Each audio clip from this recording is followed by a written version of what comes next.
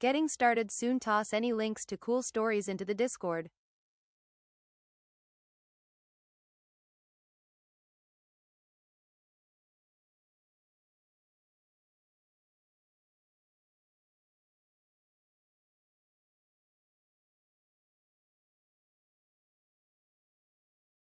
YouTube TTS check.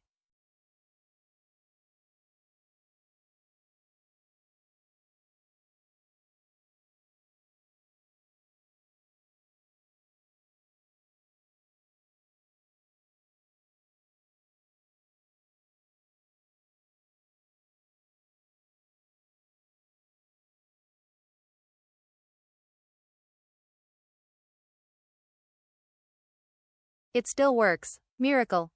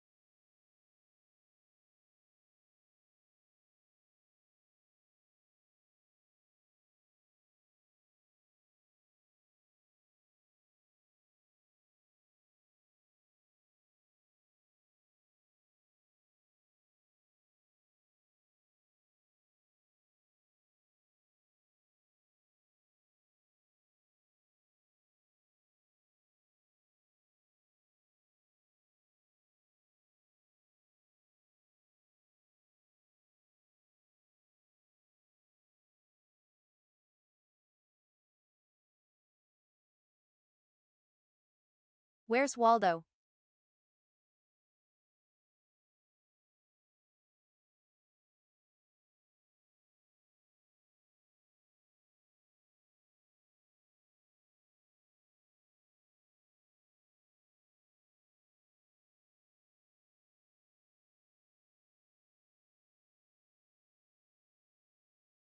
Oh hi KBP.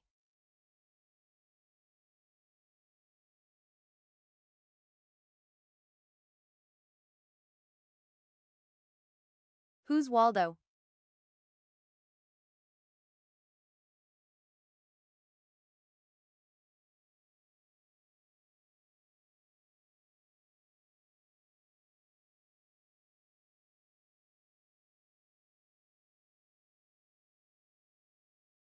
Excellent question. When's Waldo?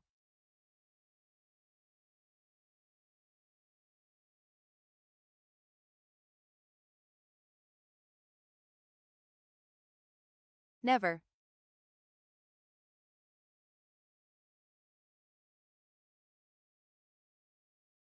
How's Waldo? JK about 5 minutes.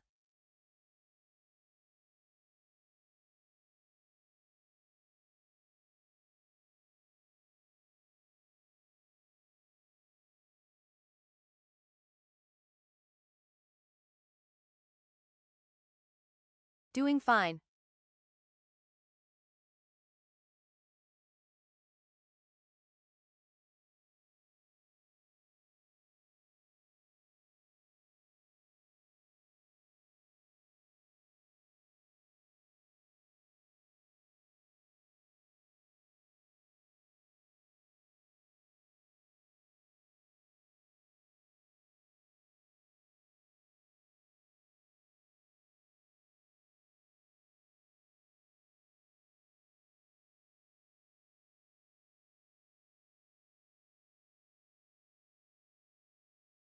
Interview complete. Continue your business.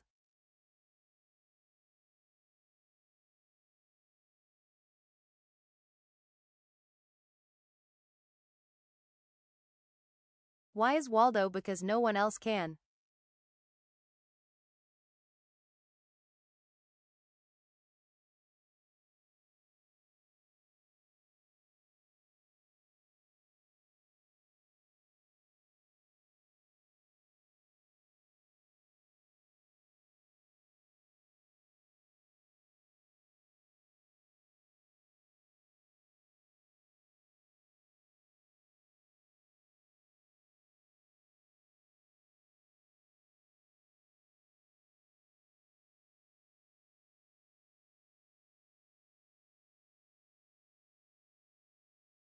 ZOMG, you did not win. Try again.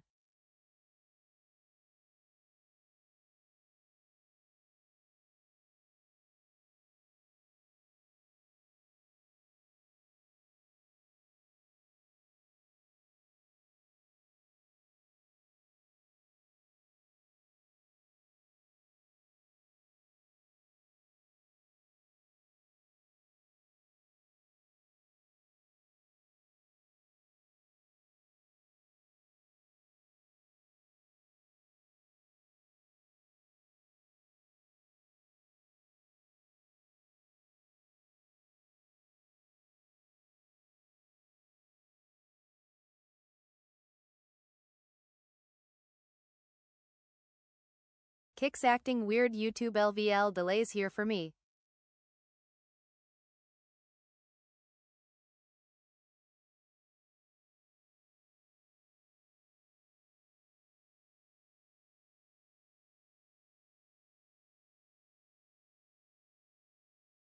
Same, I thought it was just me.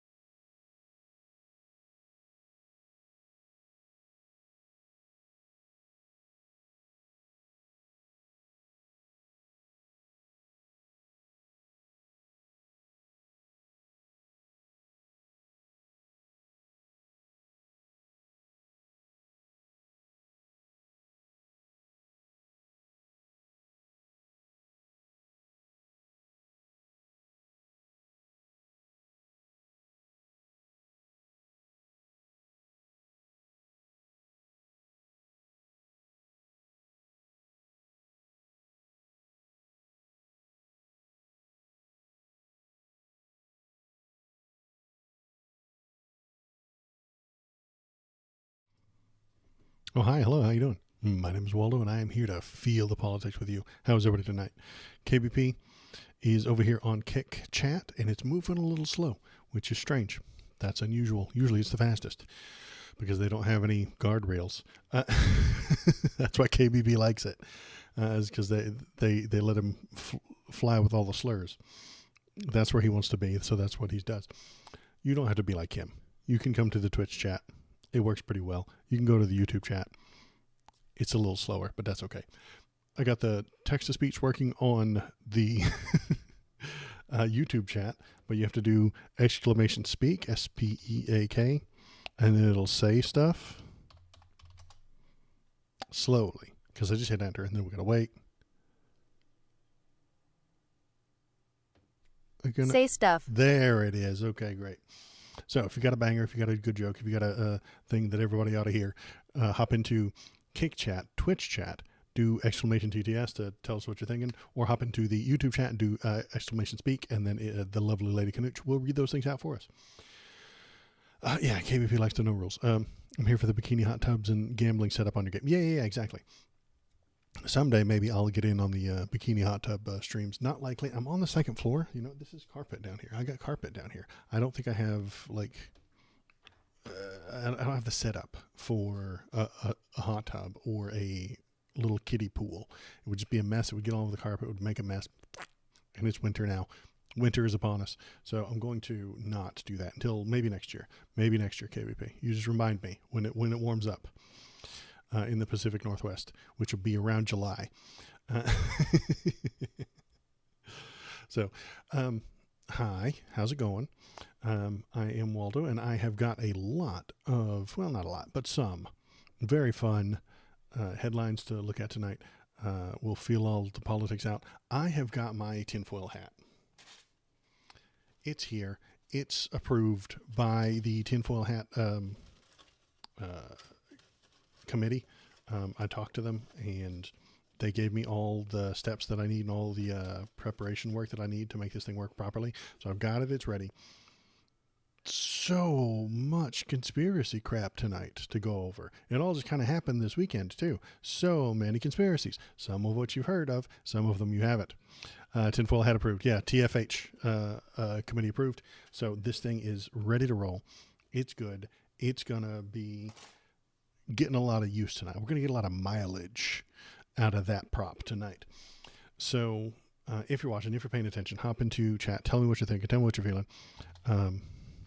You can go on over to the Discord right there and leave links to fun stuff to talk about.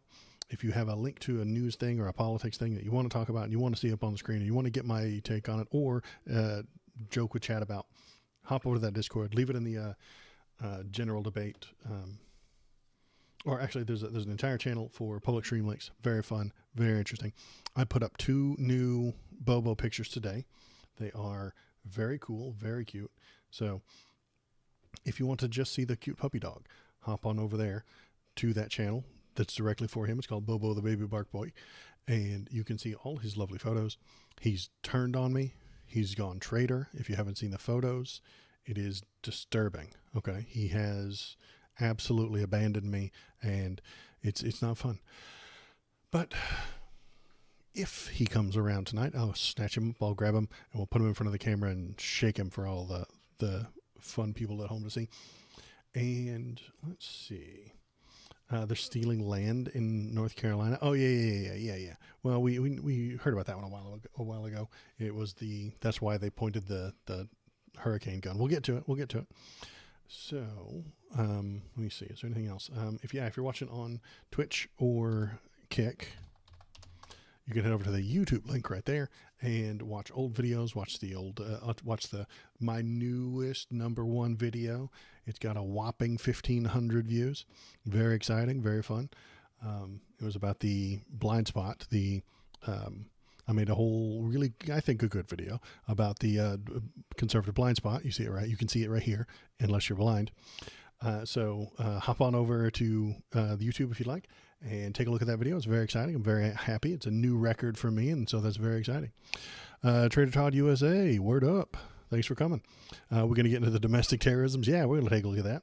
There's some wild things afoot this weekend. So let's just go ahead and hop in, get started. Treader, you got to do exclamation speak and then the sentence after it. Let me show you. There you go. SPEAK, and then you say, "Hi, Trader Todd." And then it takes a minute. It really does. It takes a second.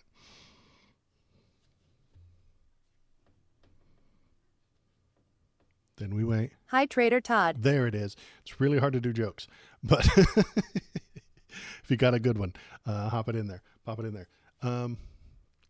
Let's get started with the politics. Let's get started with the biggest, most important things to talk about. Word up, yeah. Let's look at, where are you? Screen window capture. We go there. We click on that. We go down here, and we look at the armed militia hunting FEMA causes hurricane responders to evacuate. I'm going to get my hat. It's time. Let's get the hat.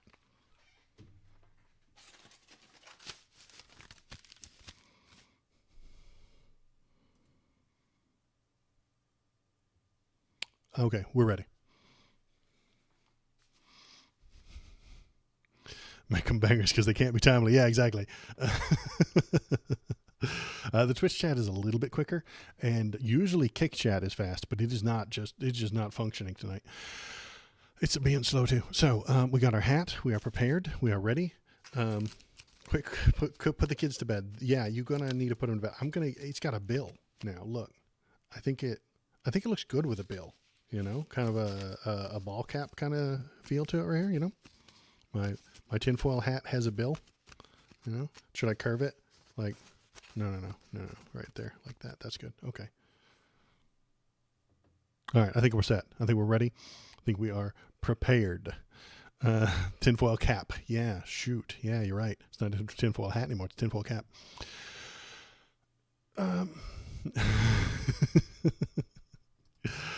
Armed militia hunting FEMA causes hurricane responders to evacuate report. Okay, great. That's a weird title. Federal emergency responders working in North Carolina's Rutherford County in the aftermath of Hurricane Helene were told to evacuate on Saturday over concerns that an armed militia was threatening workers in the area. It had been reported. An official with the U.S. Forest Service, which is supporting recovery efforts along the Federal Emergency Management Agency, sent the message to numerous federal agencies about 1 p.m. This tinfoil hat sponsored by Supreme. There you go. Nice. I got a Supreme hat. That's right. On Saturday, warning that FEMA had advised all federal responders in Rutherford County to stand down and evacuate the county immediately. National Guard troops had come across 2 trucks of armed militia saying they were out hunting FEMA. The IMT, incident management teams, have been notified that they are coordinating the evacuation of all assigned personnel in the county. The National Guard troops came across 2 trucks imagine the gigantic cojones on this guy. 1, you live in the South. 2, you're well armed. 3, you're in a truck, probably sporting Trump flags, and back the blue stickers and Punisher skulls. Then you run into the National Guard, and then you tell the National Guard, "Hey, we're out hunting FEMA. Hey, we're out hunting FEMA workers."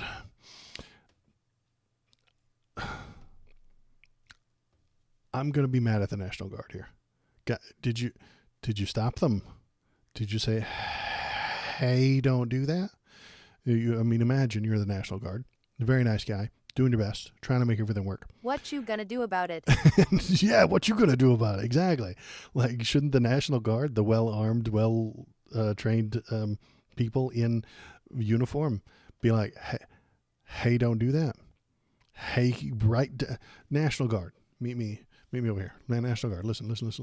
National Guard. If somebody says they're hunting federal workers, get a pic. You know, I know you got a phone. Just get a little real quick snap. Okay, maybe write down their model truck and maybe their license plate while you're at it. A little bit of, hey, stop doing that. But maybe they did, and we just don't get to know about it. Let's see. The Post reported that 2 federal officials had confirmed the email authenticity, and it was not clear if the threat described was viewed as credible. So maybe they were just goofing. Maybe they were just being silly. Maybe they were just joshing, be very, very quiet. We're hunting FEMA workers. But then, so this one came out first, but then there was one more after that. I heard they caught one. That's right, KBP. That's the next one. They caught one. So apparently they might have written something down. Suspect arrested after reports of threats towards FEMA operations in North Carolina. So this came out later. North Carolina man was arrested over the weekend for allegedly threatening harm against FEMA employees responding to a Hurricane Helene. Hey, we just got a sub notification. I appreciate it. Thank you very much. We might get a bunch more. The system is very strange. Yeah, see, that's what happened. So this is fun. Thank you for being here. We're going to have to listen to that for a minute. I got a bunch of subs on the channel, on the YouTube channel over the weekend. And when that happens and somebody presses the sub button during a live stream, it plays this message over and over again. It's very exciting. But in the meantime, we do have a puppy dog to look at. So let's do that.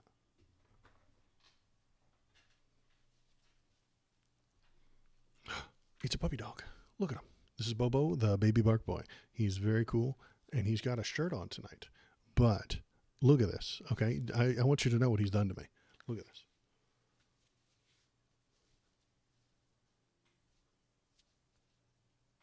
He's a police canine unit now. Oh, my God. Class collaborationism. This guy. We love you, Bobo. Bobo is now going to, start putting Punisher stickers all over the house, and he's gonna buy a truck, and he's gonna get truck nuts, and he's gonna get a Back the Blue, big yawn, sticker on his car, and then like that American flag with the one blue line and thin blue line kind of thing. He's gonna be doing that now, and I thought I raised him better than that. Honestly, I can't believe you would do this to me, Bobo. Okay, so apparently we're not getting more. A dozen more sub notifications. That's good. I appreciate everybody who subs. Thank you very much. I appreciate you. And I love you. Thank you. Dogs rule. Thank you very much. Yeah, his name is Bobo, the baby bark boy. If you go on over to the Discord, there's a bunch of photos of him. Just saying. Trick you into coming to my Discord and then leaving your... I trap people in. I trick you. If I'm going to trick you, I'm going to tell you about it. So I am luring you in with the candy. And then once you're here... We hit you with the politics. So that's the trap that you might have just fallen into. Would truck nuts be gender affirming procedure? Yes, it would. That is why I do appreciate the truck nuts. It is a trans positive statement. I mean, truck nuts are trans positive. They really are. That truck was not manufactured with nuts, but we added it later so that it would feel more masculine. This is very gender affirming. It's a very good idea, and I'm on board. Let's see. What the hell were we talking about? Okay. So what do we got? We've got North Carolina man arrested over the weekend for allegedly threatening harm against FEMA employees responding to Hurricane Helene, according to the Rutherford County Sheriff's Office. William Jacob Parsons, 44, was arrested and charged with going armed to the terror of the public, a misdemeanor. That's an interesting sentence. Officer, what am I charged with? Going armed to the terror of the public. Don't worry, it's a misdemeanor. It's a $50 fine. Don't worry, you're fine. It sounds menacing, doesn't it? It sounds nightmarish, but it's just a misdemeanor. Don't worry. Parsons was armed with a handgun and a rifle. It's fine. The sheriff's office began investigating Saturday after receiving a call that a man made the comment about possibly harming FEMA employees working after the disaster of Hurricane Helene in the Lake Lure Chimney Rock area. Okay. So this is the guy they caught. Parsons was found later that day, so maybe they did write it down after investigators received information about the color and license plate of his vehicle. Okay. All right. I'm not mad at the National Guard anymore. They did a good job. I take it back. You guys are smart. Well done. I appreciate you and I love you. Thank you. Parsons was arrested in his car outside a grocery store that is functioning as a storm relief site. Parsons is now free on a $10,000 secured bond, and the sheriff's office said it was not immediately clear whether Parsons had an attorney. unable to reach him, caused some FEMA offices to close. You know, they would get a lot more done if they didn't have to worry about this. Door-to-door outreaches resumed after about a day, so they're only put off by a day. The alleged threat from Parsons was the main one FEMA was aware of when the officials decided to pull back. Its staff was going door to door. The FEMA spokesperson said, adding the agency had been a target of threats and harassment for several days. On Saturday, FEMA workers had to halt their work. Important work. Helpful We don't need y'all work. around these parts. Yeah, exactly. We don't need y'all. We don't need y'all around these parts. I heard about them FEMA death camps. I tell you what, them FEMA death camps is. I heard about them on Alex Jones. Let's see. I think there was something else I wanted to talk about. It was determined Parsons acted alone, and there were no truckloads of militias going to Lake Lower. So there's not truckloads of militias running around. Just one wacky guy. We are aware of significant misinformation online and reports of threats to response to the workers on the ground and safety of the responders must be taken seriously. So they would get more done if they didn't have to fight misinformation. I'm just saying. Like, misinformation has a cost, and we're seeing that cost now. I like freedom of speech. It's great. But it comes with a couple of dangers. And that danger is people will spread nonsense, untrue things about FEMA death camps. You can go online and talk about the FEMA death camps and how Obama's going to trap us all into Walmarts at Jade Helm. But you're allowed to say that. But the problem comes when you get paid to lie, which is what you get with your Alex Joneses. And honestly, on Twitter now, that's what happens on X. More views means more money. Bullshit tastes way better than reality. So that's all you get. Bullshit. Tasty, delicious fiction on Twitter all day long. That's what gets the bills paid, honestly. So that's dangerous. What you have to do is have some sort of fact-checking organization, maybe like a news thing. JD's words, yeah. There's an entire section on the FEMA website trying to refute this disinformation. Exactly. And wouldn't they have more money for helping the American people if they didn't have to create a website that refutes disinformation? They at least have to hire somebody to create the website, stand it up, monitor it, and then do the refutations. Fancy word, refuting. I was going to say refuting, but I was like, refutation. Oh, yeah. See how smart I am? Tinfoil's working. So the refutation of those things slows them down, costs them money, then they have to increase their budget. And then when the budget increases, Alex Jones is going to go on the news and tell you about how the FEMA budget has skyrocketed. Well, of course it's skyrocketed. They have to compete against you now. They now have to do the job they were doing before and explain to people why the things that you're saying is not true. It's a mess and it's bad, and I hate it. I wish we could be more responsible with our information. What I think we need is leave Twitter the way it is, but we need another version of Twitter that's just for journalists, that's just for people reporting things that are happening. Don't know how you operate that, though. I don't know how you set it up in a way that it doesn't get crankery immediately. Like, because crankery pays, man. Like, you start spitting nonsense online and you'll get followers. That's why I don't have anybody watching, because I just tell you the truth. The truth is boring. It's horrible. It's not. It's disgusting.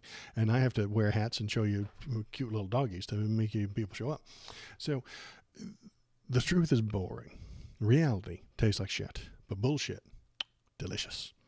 So that's what we've got is, I don't know what to do with it. I don't know how to fix this. I've floated the idea of a government functioning social media similar to NPR or PBS.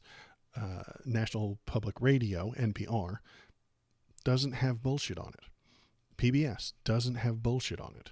It has news. It's very boring. Nobody goes to PBS. Nobody watches. I don't even watch PBS, man. I don't. Because it's boring. They don't spice it up. But in spicing it up, you have to choose what to spice. And that is a political choice. If I could be completely 100% factual, discussing the news, But what I choose to talk about and what I choose not to talk about are political choices. Special interest groups would crowbar their way in private journalism form. Yeah, I know. Can't do facts 24/7. Just ask the news. Yeah. It's too boring. It's too slow. Which means I don't know how we make things better. I mean, unless we're better education to the people, I suppose. That would make them believe better things. It would make them hear, hey, FEMA death camps are coming for you. And they would be like, no, that's dumb. There would be fewer people saying that there are FEMA death camps coming to get you. Not entirely sure how that would work either. So let's see. What else is going on? Where did we leave off? We left off right here. Yeah. Hat stays on for the next story because a man arrested at a Trump rally for packing guns claims innocence, cites admiration for the former president. I don't even know how to fire them, Vem Miller says. That doesn't make me feel good. Really doesn't. So this guy, Vem Miller, showed up at the Trump rally with guns that were illegally obtained. And he is a big right-winger. I went and looked at some of his Twitter stuff. I'm not going to put it up here. I don't want it to be weird, gross, like we're stalking a guy or putting up somebody's information because they did an assassination. I don't want to give him street cred or clicks and views and all that fun stuff. You know, yeah, that's actually worse. Yeah. So he really does like Trump. He really does go to the right-wing things. He's got pictures with Vivek. He's got pictures standing next to a couple other hard right-wing people, and he loves them. I watched one video he made at the Republican convention where he was bitching and moaning, pissing and whining because the place wouldn't accept his cash. Because according to him, with his tinfoil hat, if you use a credit card or a debit card, that's how they get you. That's how the government tracks you. The government tracks you through those cards. You understand? Anytime you swipe your card, that's how they know where you're at. So that's the thing he was complaining about. He brought a bunch of cash because he doesn't want the government to track him at the Republican National Convention.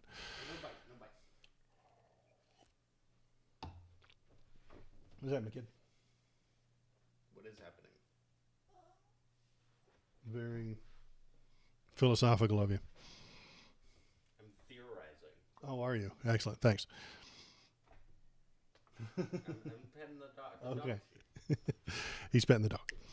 Anywho, what was next? Yeah, so he did.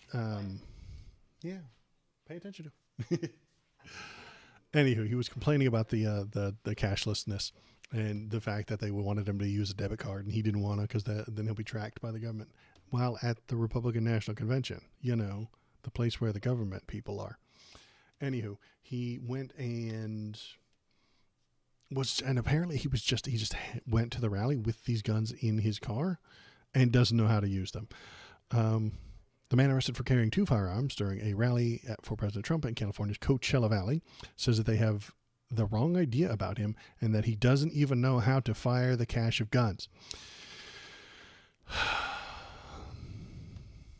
This is why we need gun control. This guy wouldn't have them.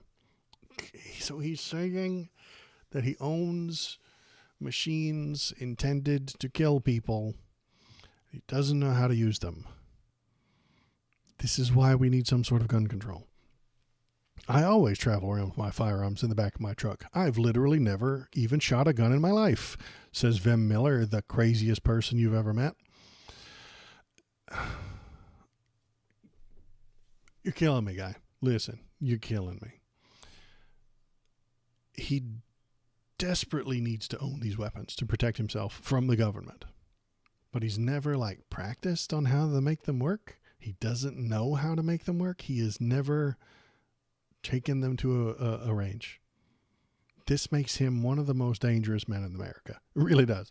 Mostly dangerous to himself, but it makes him way more dangerous. It means he doesn't know what any of the things are. He doesn't know what trigger discipline is. He doesn't know how to aim the damn thing. He doesn't know how to line up the sights. He just knows that he needs this killing machine or else the government's going to get him. And it's ridiculous.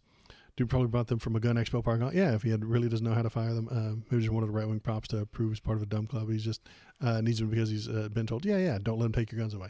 That's what I'm thinking. He has been told by people he trusts that they're going to take your guns. You got to get one now. Comrade Kamala is going to come in and that she's going to take all your guns away, just like the last Democrat who was in charge. They didn't do that then either. Neither did Obama. They swore to me. I had grown men look me in the face and promise me that Obama was going to kick down their doors personally, and in would run jackbooted thugs to steal all their guns. Like, they told me this was going to happen. And I was like, dude, I don't think that's going to happen. And then it didn't. But they believed it, and that's what the problem is. This guy believes as well. This guy is a true believer. This, what was his name? Vem? His name was Vem Miller. Vem. I hate that name. Is that short for something? Is Vem short for some other name? You can't, your mama didn't name you Vem. V-E-M. Can't imagine that. Anywho, Vem has been told that he has to have guns or else the government's going to come in and start shoving him around. And so he got them, didn't look into how they work, didn't ask how they are to be operated, didn't practice, didn't check into it. Having them was apparently enough. Let's see. The Vegas native was arrested at checkpoints at a campaign event on Saturday and accused of plotting what would have been a third assassination attempt. Assassination? Christ. New York Sun, eat a dick. New York's assassination. Can't even put the damn words in there properly. Is this written by AI? I bet it was. He said that he had no intentions of shooting the Republican presidential candidate, going so far as to say that Trump is brave. He admires him for going after the media. This is a man I deeply admire because I was a closet individual. I was a closet individual in terms of my beliefs because I worked in Hollywood. As my politics started to change, I realized that Hollywood is a homogenous community. Mr. Miller continued. And he's... so I think he is a Trump fan. He really is. I think that he was just carrying guns near Trump and they stopped him. That's going to happen. It's going to keep happening. I don't think he was an assassin or anything like that.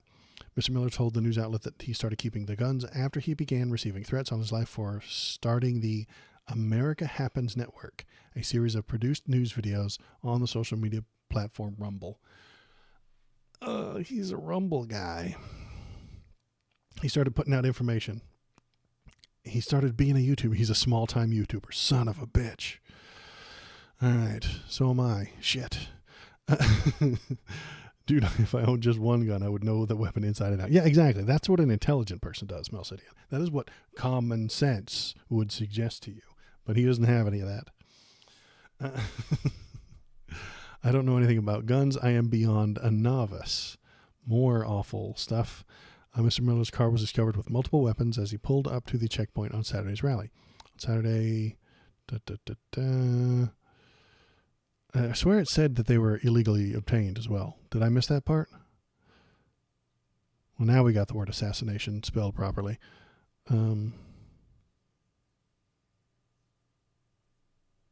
Let's see. This guy has conservative causes, no right-wing figures, Vivek Ramaswamy, Jack Posobiec, the Nazi.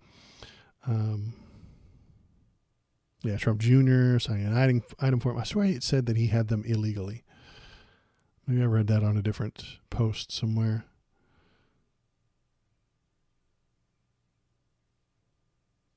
Regardless, I don't think I did read somewhere that he had them illegally. So if we controlled the guns better, this wouldn't be a problem. He wouldn't have been able to get illegal guns. So why are you going to kick out all the immigrants when this guy's out there getting illegal guns? Madness, insanity. The guy just seems like a dummy zealot. Yeah, he is a dummy zealot. But he's not making the case for them. That is the biggest complaint that the Republicans have right now. The right and the conservatives really, really, really, really, really hate immigrants, legal or otherwise. And one of their best complaints, one of their biggest crybaby things to talk about is the fact that they can get guns. Control the guns better, guys. Listen, control the guns better. Control them. Put together a system. Dummy thick zealot. Yeah, that's him. So yeah, control the guns better. This guy wouldn't be in trouble. He wouldn't have an illegal gun. And then the immigrants that you're so scared of wouldn't be able to get guns either. Wouldn't that be nice? Wouldn't that be lovely? Wouldn't you feel better? No, because you've been convinced that guns are what make you free. Let's see, what else do we have? Hat stays on. Kamala Harris sets an interview with not-so-friendly outlet Fox News. The interview, to be conducted by anchor Bret Baier in Pennsylvania, will air Wednesday, 6 p.m. Eastern. Perhaps we'll watch that one.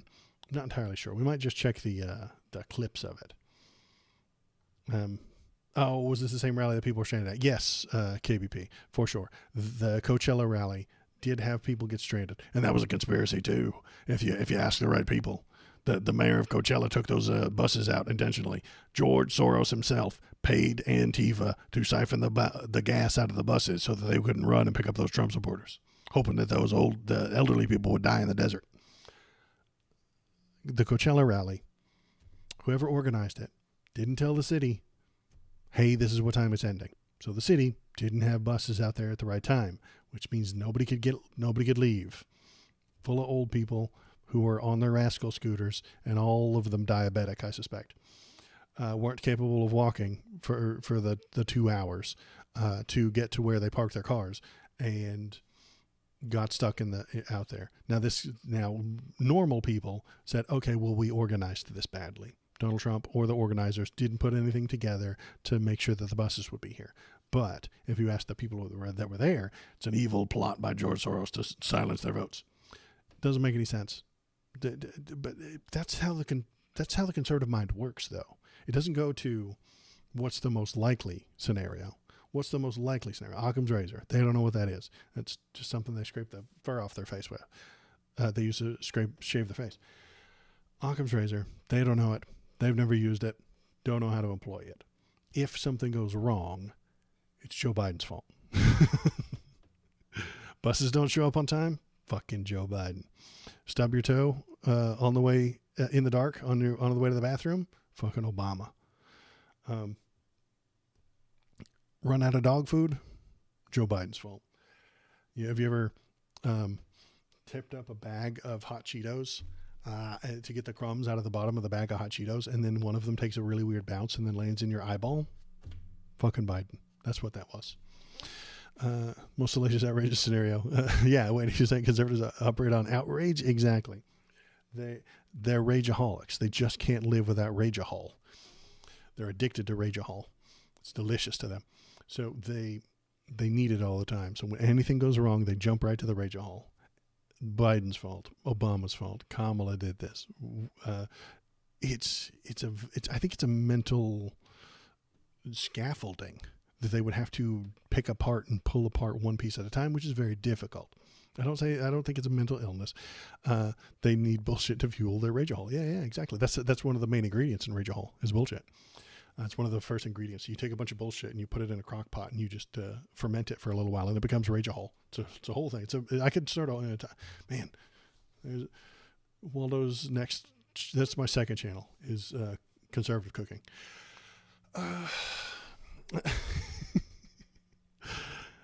Anywho, yeah. That was the conspiracy there as well, that they intentionally did this.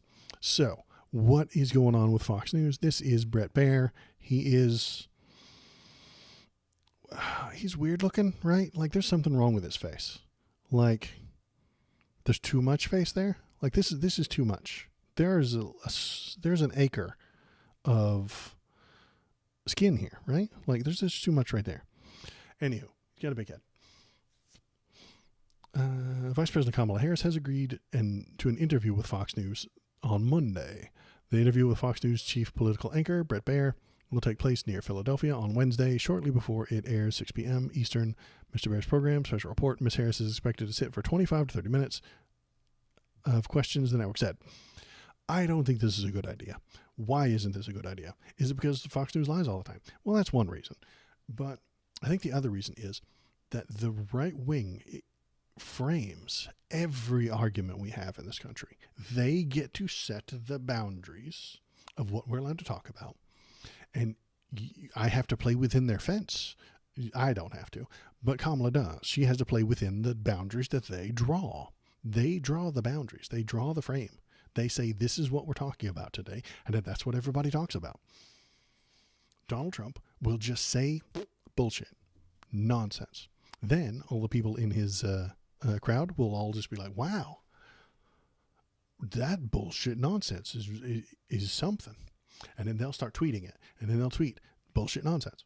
And then they will all repeat bullshit nonsense. And then the YouTube, right-wing YouTubers and the right-wing streamers and stuff like that will all start talking about bullshit nonsense. Then the news media will eventually pick it up, because that's all they do is look at Twitter all day. And then they'll say, hey, everybody's talking about bullshit nonsense. And then they will do a report on bullshit nonsense. And then they'll sit down in front of Kamala Harris and say, hey, what about that bullshit nonsense? And then Kamala Harris is like, well, that's bullshit and nonsense. And they're like, oh, I don't know, man. Are you sure? It's a mess. They get to frame the debates. They get to draw where we're allowed to. They draw the lines that I have to color in, or that Kamala has to color in. I can go outside the lines. She can't. So the right wing draws the lines that Kamala has to color within. I can go all over the place because I don't want to. And I can talk about whatever I want. Liars will say, let's say anything leaving people with integrity to pick up the pieces. Yeah, kind of. And it's not that they're lying so much as they are they're putting the black and white sketches in the coloring book and then expecting Kamala to come in and color it the way they want. And if she doesn't, they yell at her. And if she does, they yell at her. If she goes outside the lines, she gets in trouble by the DNC. They're like, hey, you're not supposed to talk about that. What are we doing over here? And then cranks like me get to go on the internet and go all over the lines and all over the place outside anytime we want. I color outside the lines. There we go. Great. I'm more worried about the future. Hand wave it away. Yeah, J.D. Vance. Let's not talk about the past where I super duper lied to you and would have done unconstitutional things. Let's talk about the future. And I agree. J.D. Vance is going to lie to you about the future, and he's going to do unconstitutional things. Don't vote for him. So that's what I'm thinking. But, so yeah, that's why I don't think this is going to go well for her. Whatever she does on Fox News will be overly scrutinized, shit on, edited poorly, and they'll draw the box. And if she colors in the box the way they want her to, because they make their questions, they preface with it. So everybody thinks that you're a communist. How's that communism going? Have you stopped hitting your wife lately? They trick you into those kind of questions, and that's what I think will happen. Is Mr. Brett Baer here will say, oh, hey, how about, tell us about these gigantic tax hikes that you promised. And then she'll have to explain why she's not doing that and what it actually means, what they're actually doing. And then she's losing, which is why you don't go on there with her. But to her, and I'm going to say, most of the people on the DNC, they're old as shit and think that everybody wants to be in the middle. We don't. They think that running to the middle is the best idea. It's a gotcha either way. There's no correct answer. Yeah, exactly. If they wish to discredit you. My hot take is that the tinfoil is to cover up the bald part. The conspiracy theory is just a tag as distraction. I take this, most of my streams don't have this hat on. Thank you, though. Lab Potato. I take this thing off. You want to see the bald spot? I'll show it to you. It's gorgeous. I have fantastic hair. Thank you. I've got gorgeous hair. It's a little smushed down and matted down right now, but it's thin on top. But that's just because I'm a masculine beast with tons and tons of testosterone.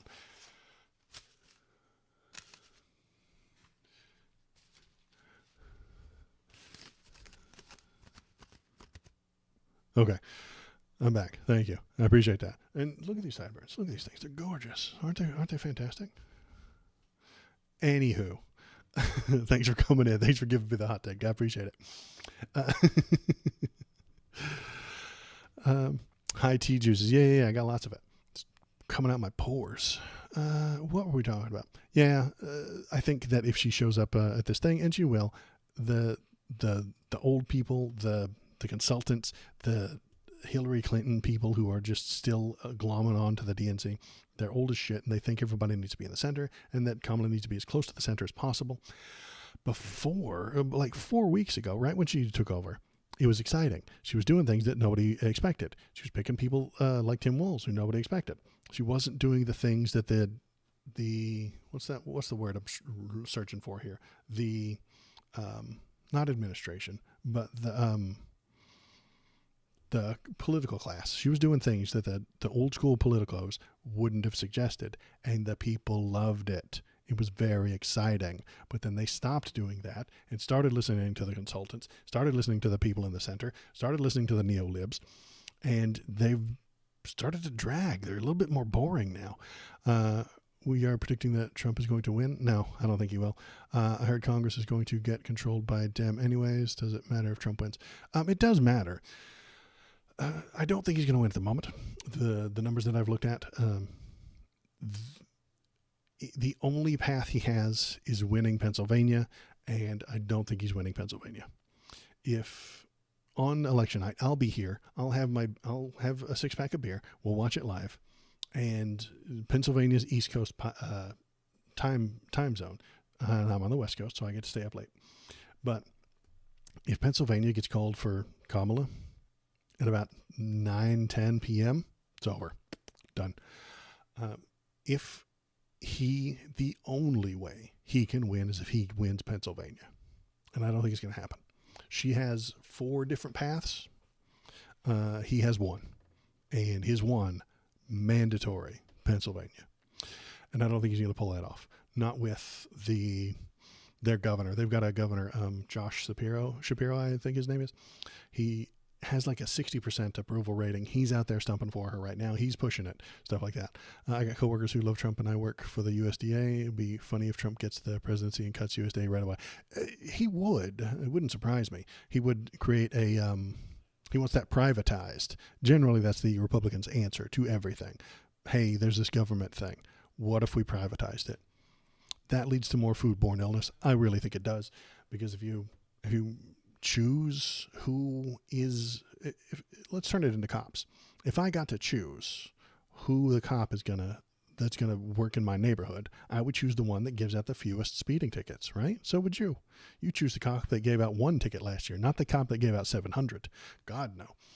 So that leads to a race to the bottom, so that the company that does the USDA would go out of business if they give out too many fines. So they're going to try not to give out fines. Tell me if you would agree with that. You probably have more understanding of it than I do, but that's just the way I would understand it. Without government subsidies, though, pretty much all row crop farmers would be broken in one day. Oh, okay. Well, yeah, I think you're right. U.S. Department of Agriculture. You're not doing like food inspections. You're talking about like actual farmers and stuff like that. Yeah, and that would be a thing that he would not know. I think Donald Trump doesn't know what the USDA does. I barely know what it does, but I'm not trying to run for president. If I were going to make a decision about the USDA, I would study first. I would bring in an expert. I would call you up and be like, hey, man, tell me about this USDA thing. The Senate is suggesting this, and what should I do? I would talk to intelligent people who know more about it. He's not going to do that. He's going to pretend he knows exactly what he's talking about. He's going to invent some sort of nonsense, madness inside of his own head, and he's going to spit it out, and it's going to be wrong. Just the way he doesn't understand tariffs, and he doesn't understand how most of anything works. He doesn't know how these things work. Internationally, it's not about Trump anyway. As long as he doesn't touch the military, it doesn't matter much, since it's the backbone of the U.S. foreign policy. I think if he wins, things are going to get very ugly. It's going to get real weird, because as they try to disassemble the government that exists, they're going to disassemble a lot of it. Anything that they can't control, anything J.D. Vance can't be in control of, he's going to tear apart. He's going to pull apart. He's going to defund them. He's going to fire all the people. He's going to replace them with the different type of workers or something like that. And then he's going to double check that they are conservative. They're going to investigate all of the people that they hire, make sure that they are right-wing enough, and then put them in charge, and then tell them what to do exactly to dismantle this federal agency. That's what I worry about. And then, okay, so if you want a tinfoil hat conspiracy theory, it's on. Here we go. If Donald Trump wins, J.D. Vance also wins, they fill the government with hard right conservative type people and people from Project 2025, all of the Federalist Society, all of that kind of stuff, all of the Heritage Foundation, all those people get in. Then they drop the ball. Then they drop the hammer on Trump, hit him with the 25th Amendment. They hit him with the 25th Amendment. And then J.D. Vance will have he will leak secret little video. He'll have a secret little camera in the Oval Office. And Donald Trump will say something insane. Bro, have you listened to Donald Trump on the stump in public when he knows a camera is looking at him? He's already a crazy person. What does he say behind closed doors? What thing comes out of his mouth when he thinks the cameras are off? J.D. Vance will have it, and he'll leak it, and then he'll call for the 25th Amendment, and then everybody that he put in place from the Heritage Foundation will agree with him. They'll all vote for it. President Vance. And if they pull that off the right way, about 2 years in, I suspect, he gets to run 2 more times, because there's a loophole there, and you're allowed to win twice, but you can spend 10 years as the president. If Donnie gets taken out at 2 years and 1 day, and then Vance takes over, he gets to finish those 2 years, then run 2 more times. And they'll cheat and break the rules and completely run the election. And then we have 100% fascism. This will be the coup that, like when Hitler took over. If Trump wins, last chance to impose his will. Remember the tantrum he threw when he had to transfer power? Yeah, it's going to be ugly. Given the chaotic last presidency was, I doubt the policy will coherently be applied in an effective manner. Yeah, it's going to be a mess. Trump only wants to win. He has no vision or big picture. Yeah, I agree. I concur. This is what he acts up so often. He lives in the moment. Yeah, he does. He does not plan for tomorrow. He does not remember yesterday. Whatever he said yesterday does not matter. Whatever he's going to say tomorrow does not matter. Right now is all that matters. So let's get back on track. This is what I get for getting so off track. What are we looking at? Oh, yeah, okay. So this interview is fine. We're keeping the hat on because guess what? MAGA invents its most outrageous Tim Walz conspiracy yet. I mean, I told you, dude. I'm going to have the hat on the whole night. Hey, kid. Hello. It's the Stream Jedi. I know there is an edgy teen in the background. It's true. Donald Trump's biggest fans have come up with an outlandish new conspiracy theory about Tim Walz, but the screenshots undermine the whole thing. So, just in case you hear this, here's what it is. We need an emote for the Stream Jedi. It's not bad. Yeah, he's not wearing the robe today. I think it's in the wash. Usually he has his robe on, and he looks like a Jedi. And the beard, like that does it too. Okay, so in case you hear about it, here's what it is. A MAGA influencer is trying to spread a nasty rumor about Democrat vice presidential nominee Tim Walz. The issue is it reads more like fan fiction than facts. DocNet YouTube. DocNet. It sounds like you've got a lisp when you're saying darknet. DocNet. Whom Washington Post media reporter Will Sumner describes as an up-and-coming new player in the making things up corner of the online Trump world. So that's an important thing to know, is that you just make stuff up and you get to be famous. It's pretty great. He has a series of drops because he's a QAnon doofus. And he's talking about allegations against Tim Walz today, reported by internet personality, but the release. Okay, so he's suggesting that Tim Walz took a kid from his school, a gay kid, to a concert and then sexually assaulted him. That seems less likely. Well, yeah, they gave up on the horse human one. That one sounded credible, but this one doesn't seem credible either. And it's because of this little line right here. Are you looking at the screen? Look at that right there. Oh, yeah, I've got it up on screen. Just making sure I'm bad at the job. See that little dot right there? That's a typing thing. If you go into chat, honestly, right now, you see the little line. If you go into chat right now and you just click into it, there is a flashing little typing dealy, right? It's, I forget what it's called. What do they call it? The typing cursor. Yeah, typing cursor. So it's in chat right now. If you are typing an email, that little flashing typing cursor appears. If you're looking at emails that were written by somebody else, you don't have that little flashing thing. So when he took a screenshot and included it, that suggests that he is the one that is typing it. Damn it, guy. Get your screenshots better. If you're going to create fake news, get better at it. You suck at it.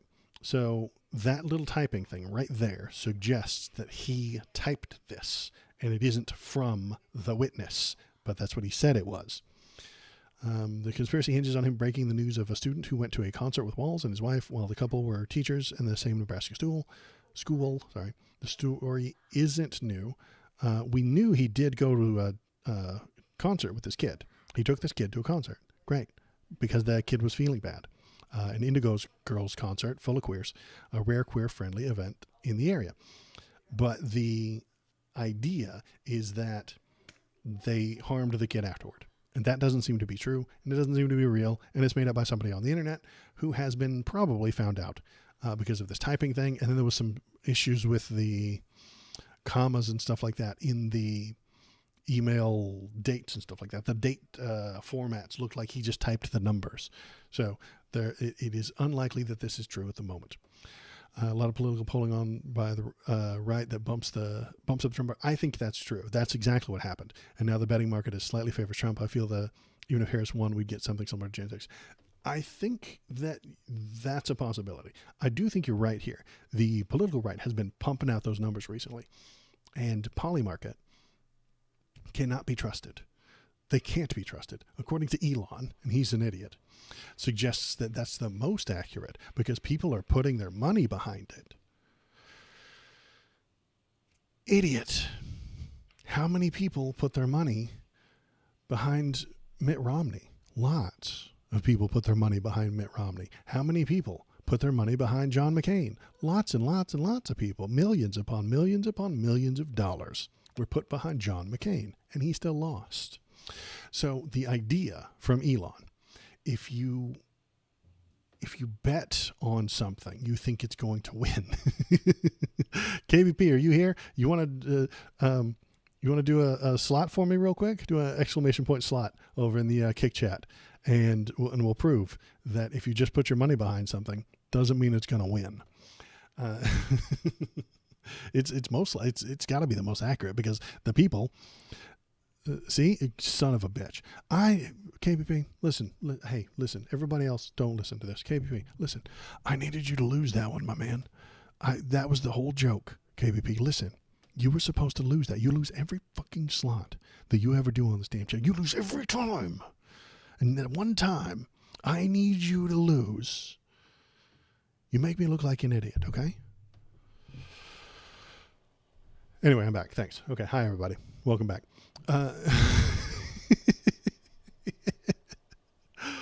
That never happens. I know that never happens, and it makes me look stupid. Anywho, just because somebody bets on a thing, and lots of people bet on a thing, doesn't mean it's going to pan out. Doesn't mean it's going to win.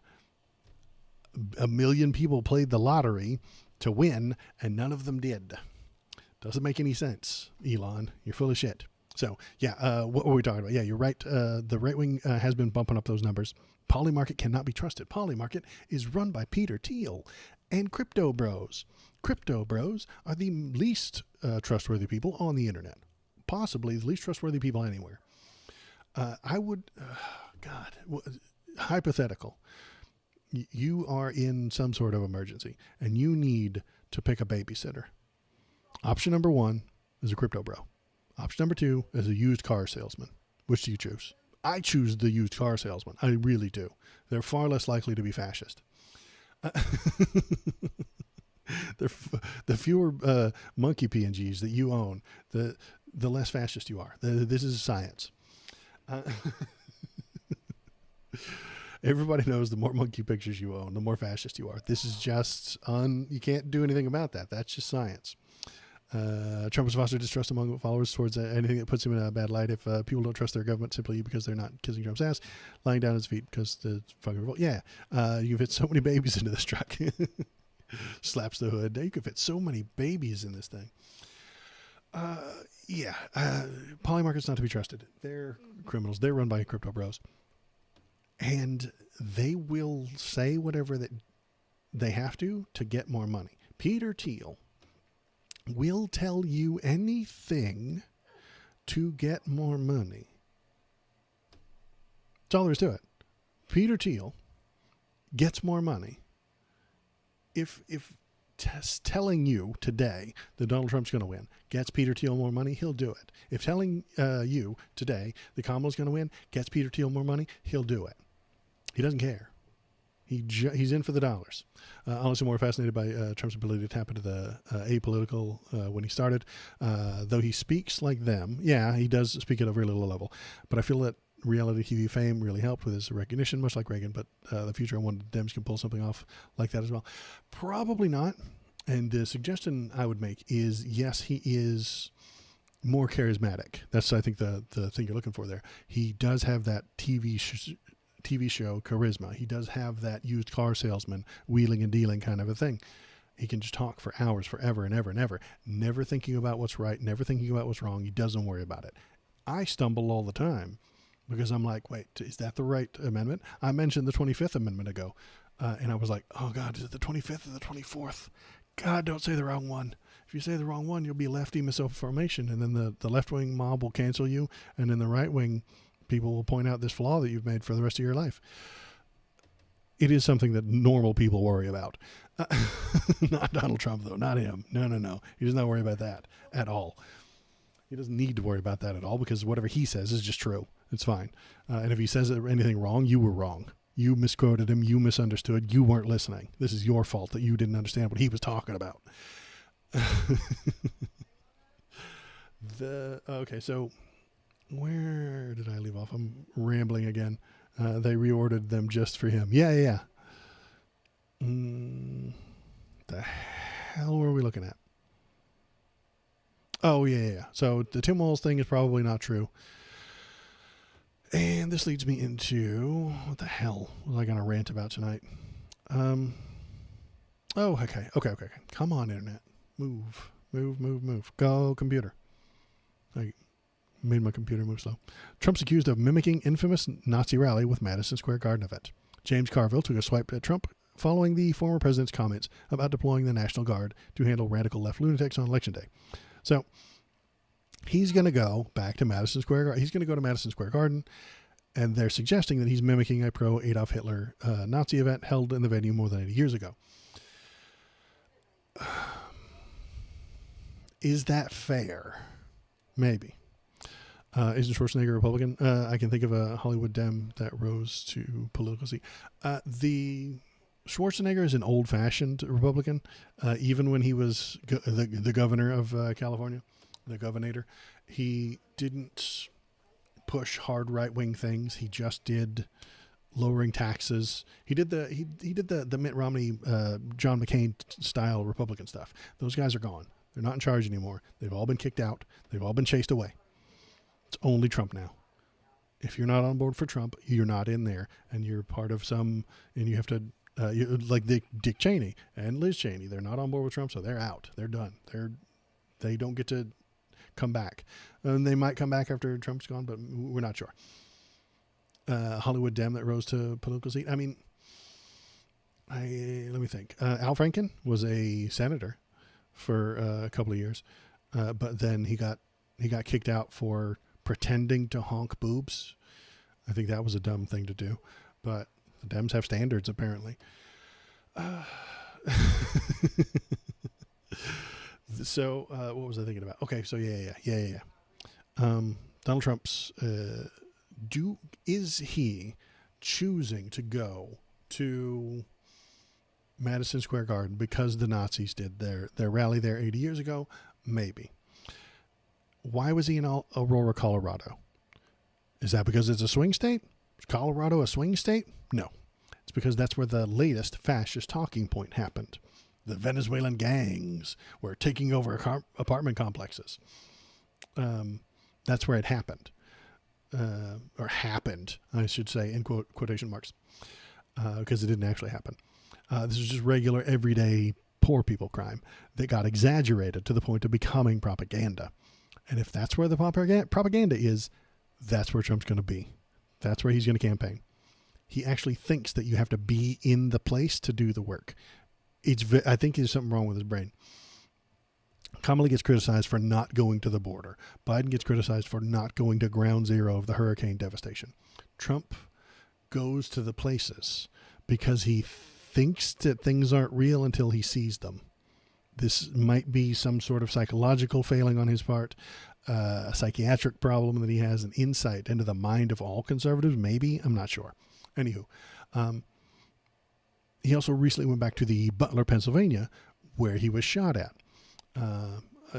Will the faithful cult members create a shrine on that site itself?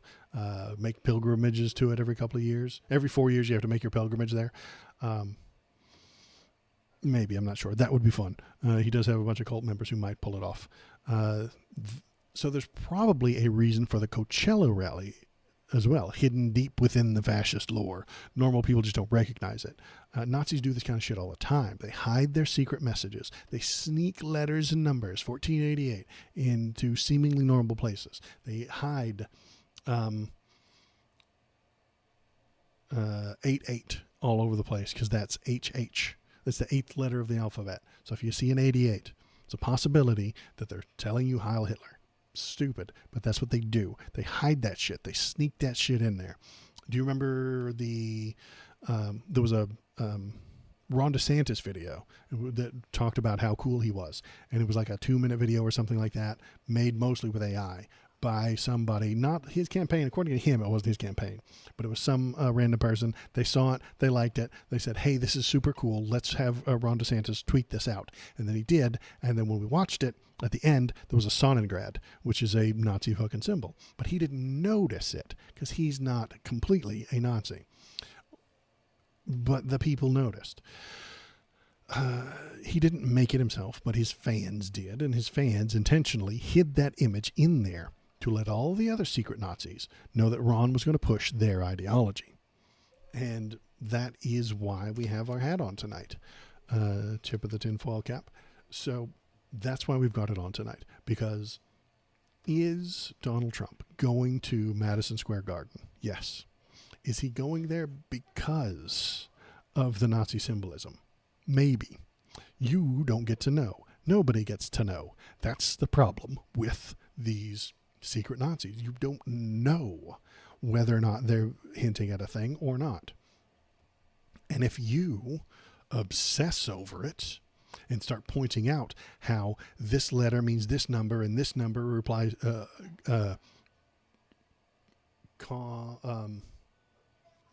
coincides with a date, and that date is the date that a Nazi did a thing, you're the crazy person, right? And then it seems like you need the hat because you're conflating simple, plain language into a secret code. You seem like a crazy person. You need a tinfoil fedora to maybe. I mean, how would I fold one? Guys, well, the headphones wouldn't go over it. Maybe a tinfoil fedora. I could figure out how to fold it and stuff like that. I got enough tinfoil. I could wrap it around. I mean, it's lining the walls, right? I've already lined my entire house with tinfoil, so I might as well just tear off a piece. But then, now listen, then the 5G waves get in. I'll work on it. I'll see what I can do.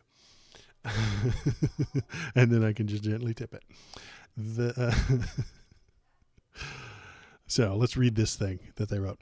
Carville claimed that Trump's volatile language is reminiscent of rhetoric used during the Third Reich, as he urged the Harris campaign to switch up its attack lines from Trump being weird to downright scary. I did not realize. Okay, wait, this is George Carville saying this, so I have to do it in my Louisiana accent. I did not realize when I said that he was going to actually go on television to say that. I'm going to use the military to round up any of my political enemies. When I said that, I didn't know that he was going to schedule a rally at Madison Square Garden to mimic the Nazi rally in February 1939. Carville was seemingly drawing a comparison between Trump's recently announced Madison Square Garden rally on October 27th, where 20,000 strong Nazis rallied, organized a German attack bund that took place on the venue February 20th. The pro-Hitler organization erected a huge portrait of the first U.S. president, George Washington, with swastikas on each side, before the group's secretary declared that if George Washington were alive today, he would be friends with Adolf Hitler. So, when Trump goes there, will he be giving secret, tiny, unknowing nods to this Nazi thing. Maybe. He is kind of an idiot. He won't know that he's doing it. If he has Nazis around him, and I think that he does, they will give him a speech, and it will have a tiny little hidden message that they can all follow, but goes under the radar of normal people. And then when I point it out, and I suggest, hey, that sentence had 14 words and 88 letters, they'll yell at me, call me crazy. And do I look like a crazy person to you? I don't think so. His handlers will tell him what to say. He won't even notice. Yeah, I know. He doesn't notice any of that. I agree. He doesn't know any of these things. He doesn't know. He barely remembers who Hitler is on a good day. If Lincoln were alive today, he would prosecute me. So, yeah, that is why I had the hat on. That's why the whole stream has been tinfoil hattery. Not because I wanted it to be, but when I go through the setup for the show, I put all the links up. I put them all up on the screen. I get all the ones that I like. I go to the Discord. So if you're watching, hop into the Discord, and tell me what to talk about. You can go right there. You can leave links. Then I will look at the links, and then if they're good, I will put them up on screen, and we can feel them all out together. It'll be a good time, interactive even. But when I put them all up, and I started looking at them, and I had to come up with a title for today's stream, I was like, wait, this is conspiracy. This is conspiracy. This is conspiracy. This is conspiracy. Everything is conspiracy tonight. So, tinfoil hat stream. And it makes things worse. It really does. Conspiracy theories are fun if they're silly and about Bigfoot. If they're about aliens in Roswell and Area 51, they're a little bit more fun.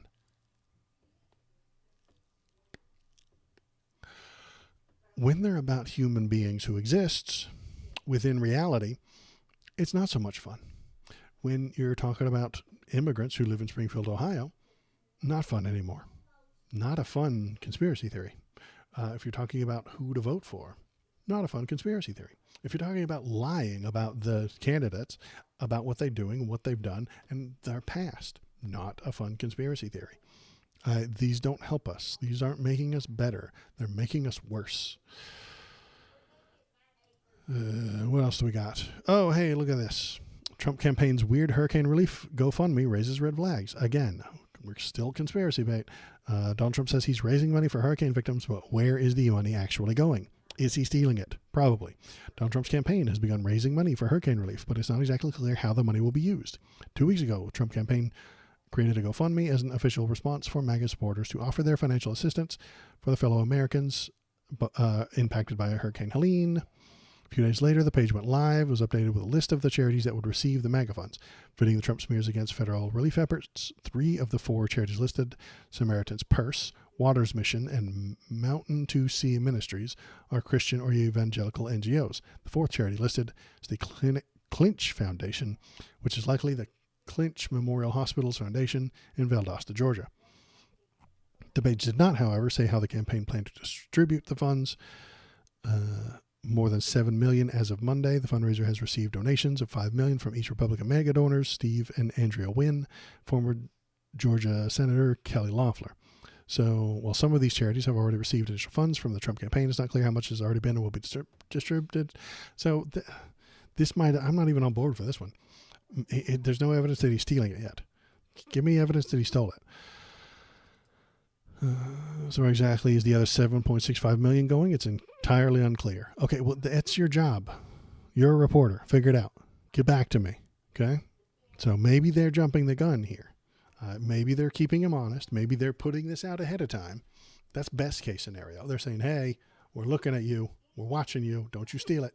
Don't you steal it. We're watching you. But he doesn't read. Trump can't read. So it's probably not that.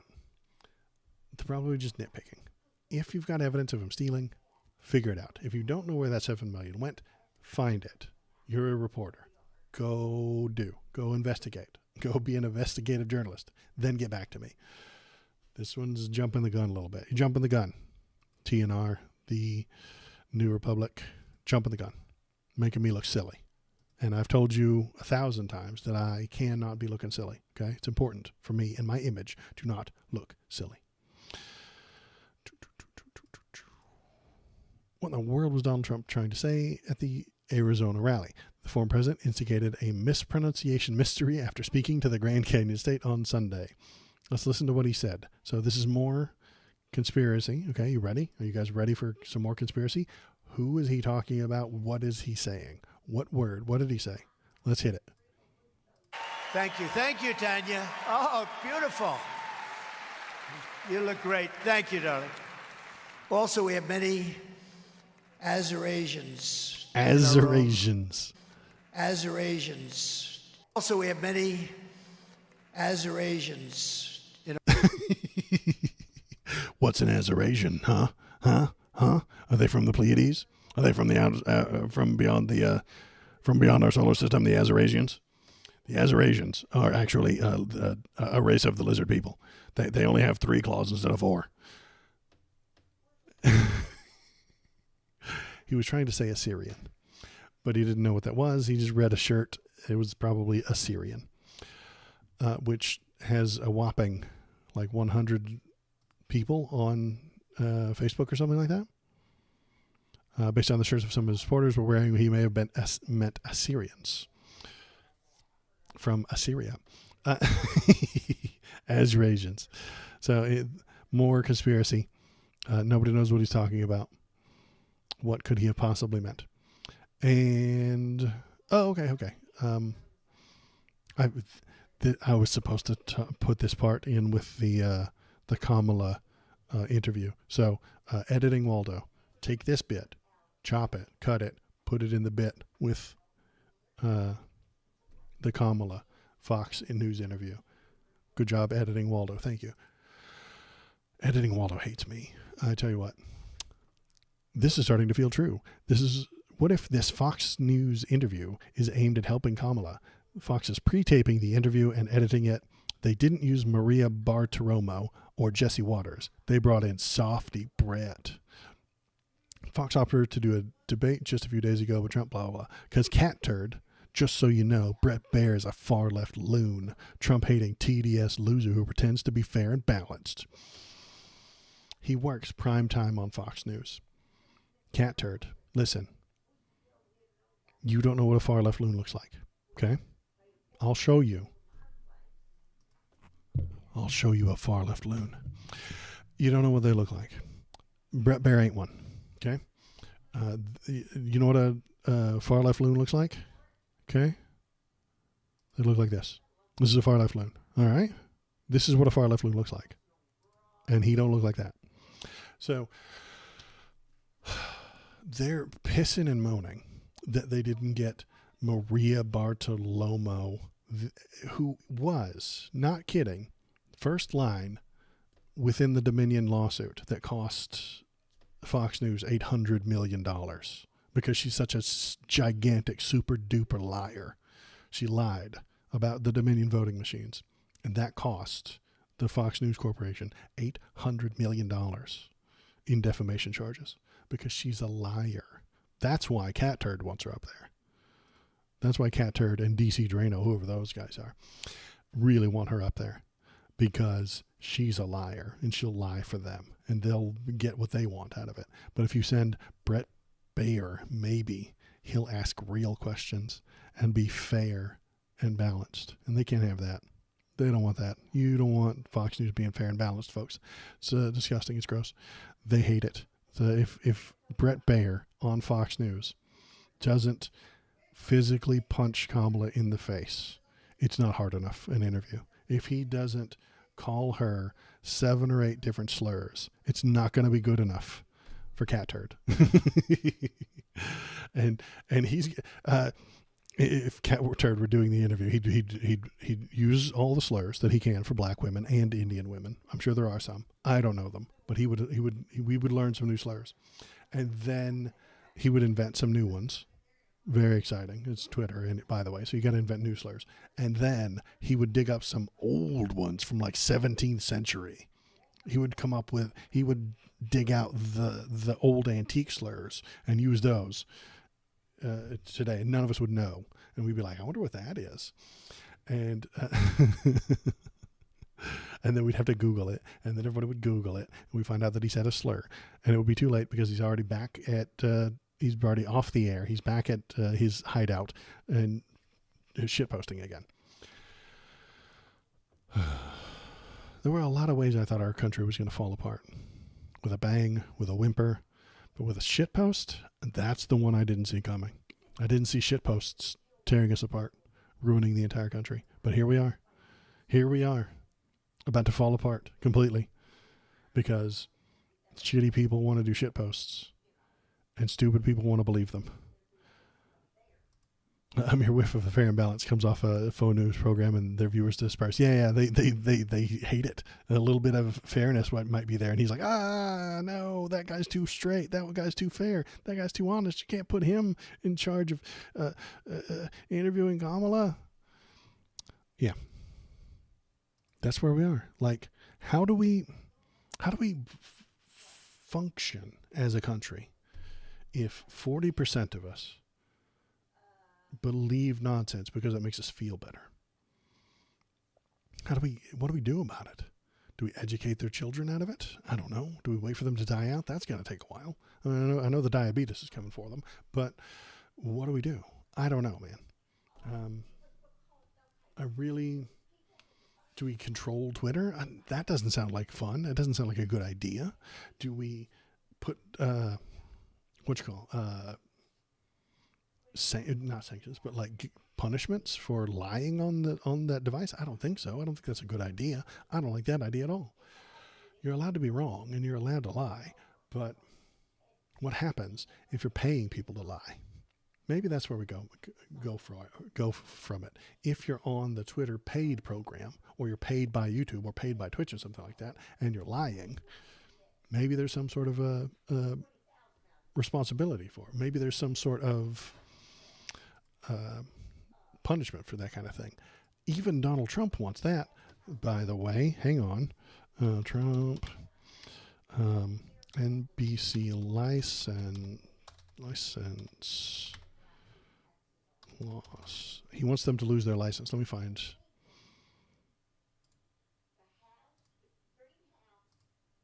Okay, I'm looking it up right now. No, that's not a good link. Give me a good link. There we go. No, that's the Washington Post. That's not going to work. Hang with me, folks. Sorry. Maybe it'll work. Trump calls for CBS to lose its broadcasting rights over Harris interview. Blah. Way to go, Washington Post. You made me look stupid. Anywho, Trump calls for CBS to lose its broadcasting rights over Harris interview. So what he did, Harris did an interview. They asked her question X. She answered with answer Y.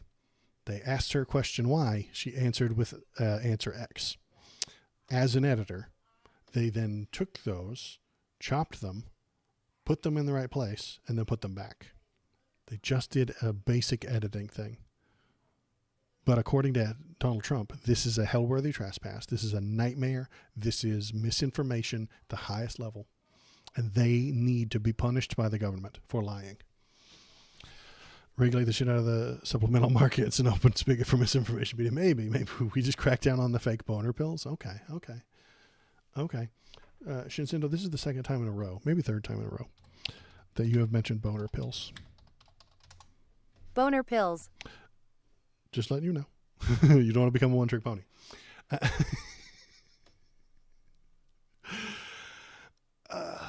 What was I thinking? Okay, so according to Donald Trump, this company, CBS, needs to face government punishment for the lie that they told. Johnny, listen, you don't want to go down that road. Because guess who's next? The media that lies the most.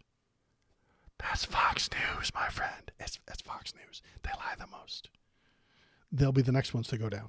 And he'll call that censorship. God, no. He won't allow that. Fox News gets their stuff canceled for lying. That's illegal. Okay? CBS edits an interview, they need to be taken down by the government. Donald Trump does not respect the First Amendment. He doesn't know what it is. He doesn't know what it means. He has no idea what it could possibly be talking about. CBS edits an interview. He calls that fake news. He calls that bad journalism, and he calls for the government to take punitive action against them. Fox News lies their ass off on a daily basis, and he says that's protected by the First Amendment. He is selective in his choosing of enforcing the First Amendment. He really is.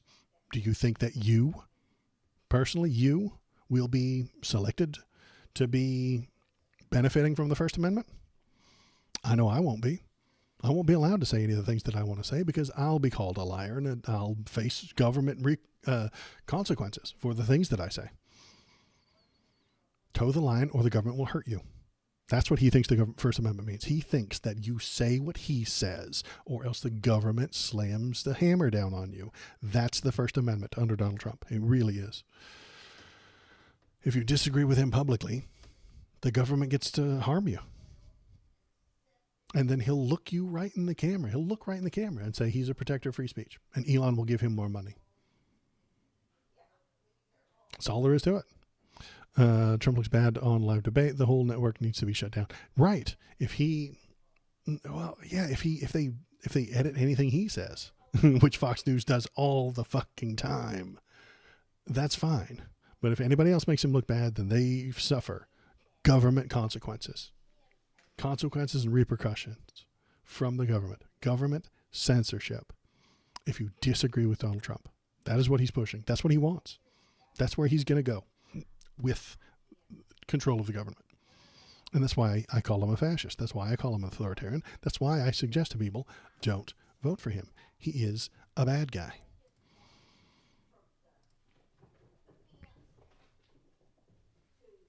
Some doggies playing around behind me. Turn the friggin' frogs gay. Lost Tama. Thank you for following. I appreciate it. Tamra. There we go. I can read. I promise. It's the hat. It heats my brain up. I love learning about the different types of anal glands and the ultimate mystery. Amazing. That's a good thing for you. I hope you have a good time with that. That sounds like a lot of fun.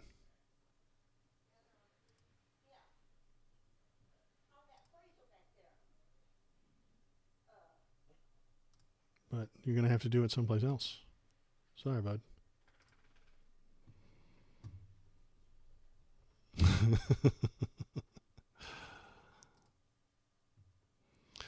Let's see what else we got. JD Vance. Turn the friggin' frogs gay. Blondell hurt. Oh no. We got another one. I know, it's so fun, you guys. I mean, it just ups my numbers, honestly.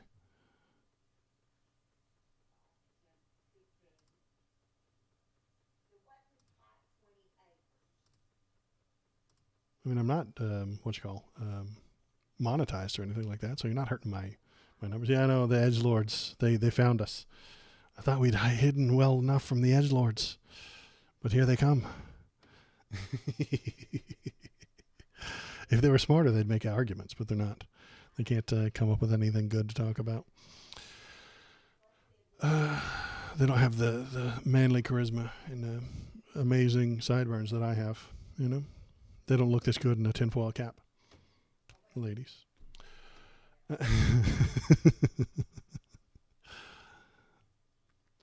Let's see, what else were we talking about tonight? We had one more thing to talk about. JD Vance refuses to say he's okay with people traveling to other states for abortions.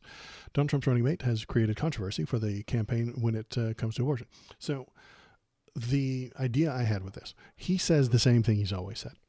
Blah, blah, blah. But there was the crossing of state lines kind of thing that made me wonder what he would do. Let's find the right spot. In fact, I accept, this is what he said. In fact, I accept that as the reality of the state level, state focused regime that President Trump and I are encouraging people to take. Vance said, am I okay with it? I don't know that's the right way to look at it. So Vance's Okay, let me start over. In his interview with the New York Times, Vance reiterated that he fully accepts each state will create their own rules, which in turn will make those seeking abortions in restrictive states travel to non-restrictive states. And then he said, in fact, I accept that as the reality to going to a different state of the state level, state-focused regime that President Trump and I are encouraging people to take. Am I okay with it? I don't think that's the right way to look at it. I am okay with the states making these decisions, even if they make decisions that J.D. Vance or Donald Trump might not make. At the same time, Vance sought to assure people he would accept that as reality. He also condemned those who choose not to have children because of climate change, calling it a very deranged idea. Okay, so it's just strange. Like, what? Would he make it illegal to go to the other states? I think he would if he were in charge. He would make it illegal. And if it were illegal, how do you enforce that? Well, how would you enforce that? You would have to set up some sort of monitoring of American women. Then you would have to set up some sort of testing as they cross the state lines. Boss, listen, JD, man, you haven't thought this through. You just think it's icky and you don't like it. So you say you don't like it. And then you say you'll make laws against it. But when you implement laws, you have to get down and dirty with reality. Fascism doesn't do very well with reality. They're not about reality. Sounds like a big government. Sounds like a big government would put up a roadblock on the roads that are leaving the state. And if you have a woman with you, they might have to check if she's pregnant. Because if she is, she might be leaving that state to go get an abortion in a different state, which is against the law now. A big government would have to set up a pregnancy check station, a weigh station almost, to determine whether or not the woman leaving the state on this interstate highway right now is pregnant or not. And then if she is, best case scenario, they write her name down on a list. And if she doesn't come, and when she comes back to the state, whenever she comes back, if it's 5 minutes later, if it's an hour, if it's a week later, they'll double check the list to see if she's still pregnant and give her another test. And if she's not pregnant anymore, she has broken the law and she will go to jail. This is insane. This is incredibly stupid. This is why you shouldn't do this, J.D. Vance. This is why the entire abortion argument is dumb and shouldn't happen like at all.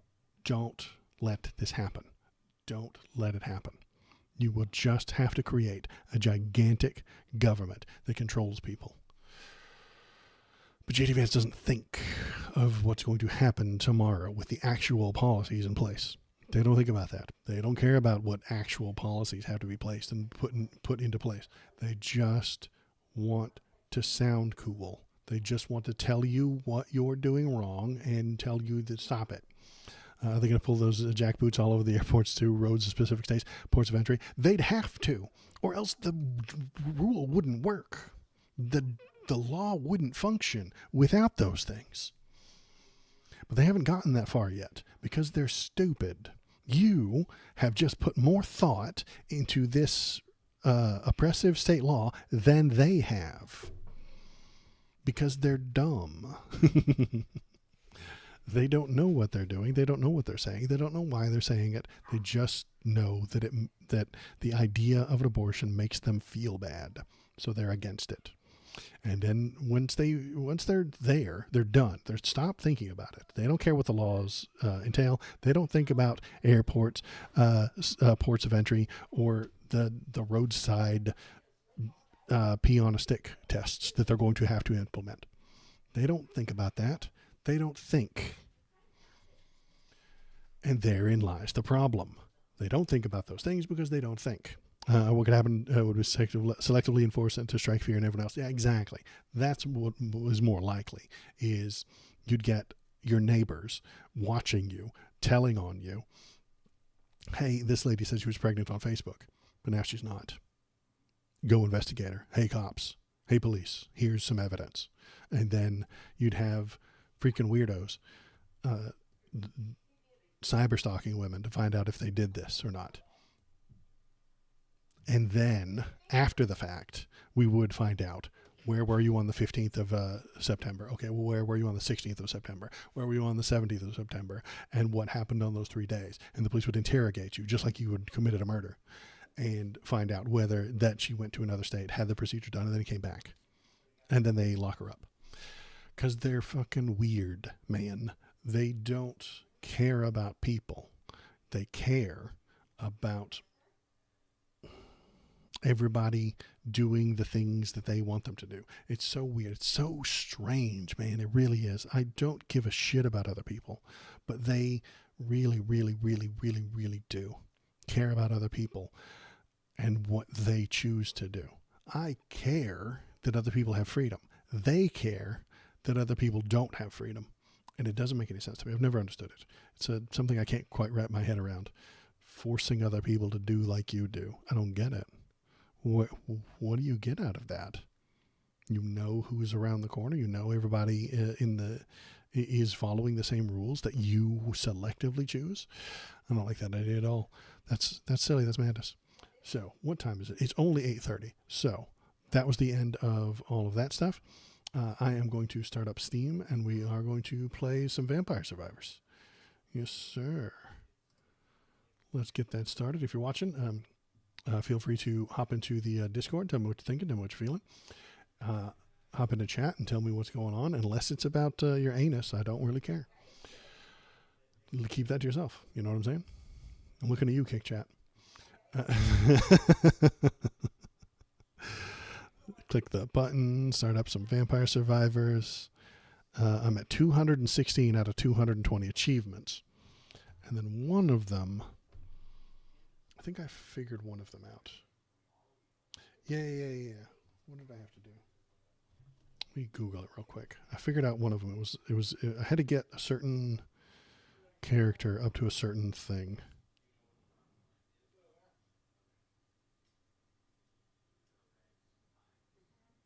The game's starting and loading up.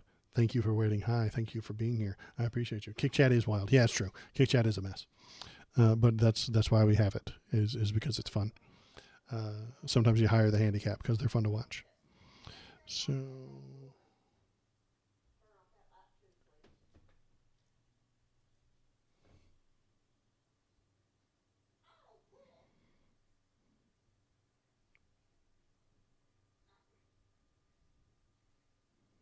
cooldown bonus of 85% with Space Dude. Okay.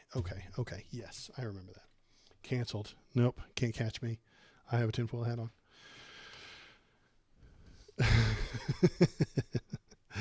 Space Dude has to get to 85% cooldown. Yes. As soon as this game starts. Come on, game. Come on, game. Come on, game. You can do it. Shit, you got me. Yeah, exactly. I've countered you for today. Well played. I like that one. That's a good one. Is that a regular emote that I just never seen before? I like it. I've never used it, but I'm sure it's in there somewhere. Yeah, there it is. It's in the regular global emotes. Okay.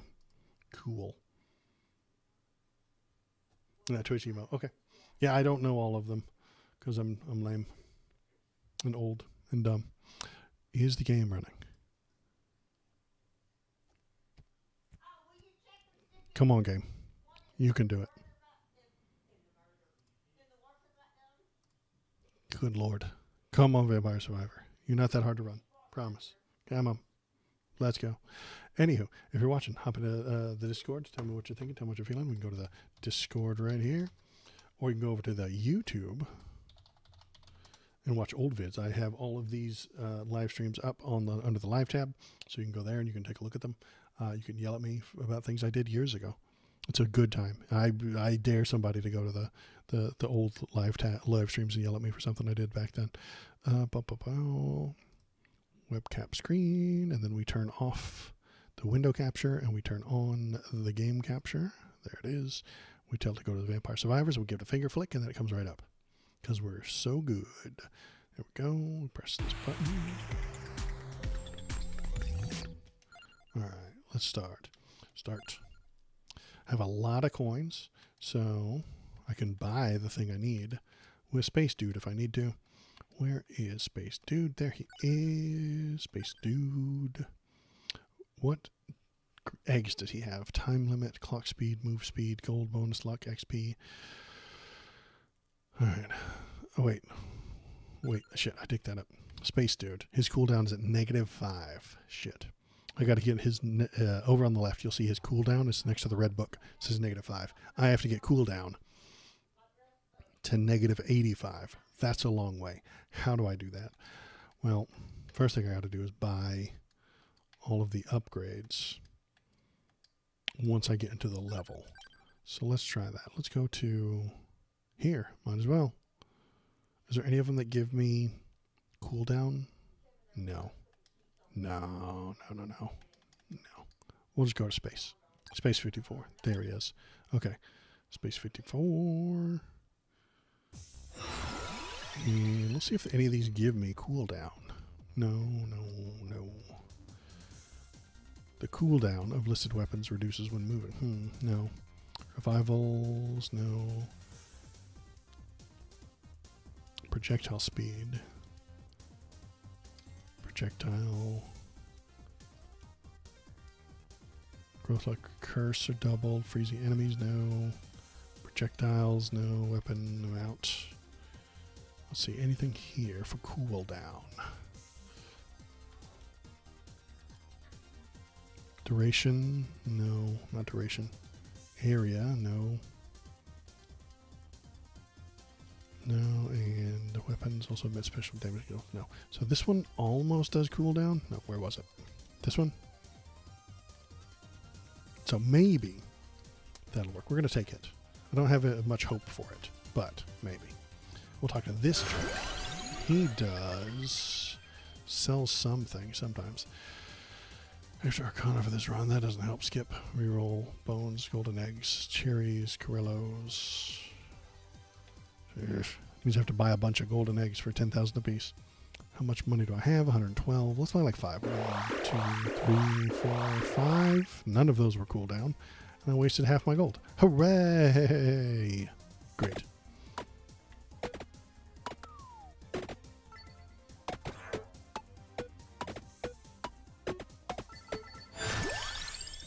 I don't like any of those. Those are all suck.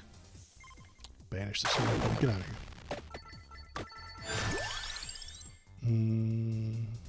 No. No, I don't like that one either. Good lord. Banish this.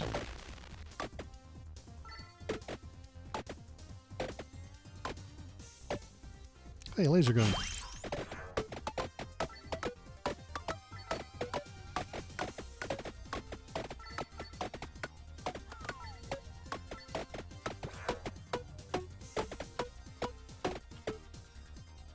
Oh, look at all the stuff.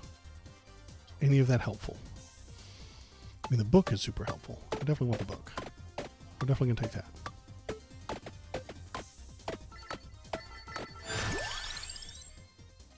Let's just choose an extra passive weapon. Yeah, let's do that. I'm going to take the duplicator. There's already a book on the screen right down here. Yeah, right there. Now, what is my cooldown? It's down to -13. I don't think even leveling up that book all the way is going to get it to -85. Good lord. I'd have to get a bunch of the eggheads, kill them, get the right stats, and just get lucky. Or spend millions of dollars getting lucky.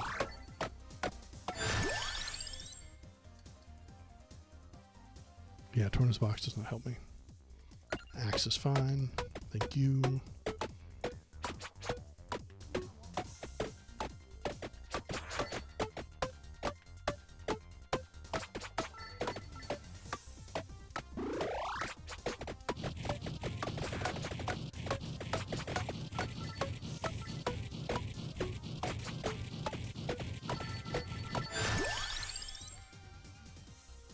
Garlic, no. Antitone, yes.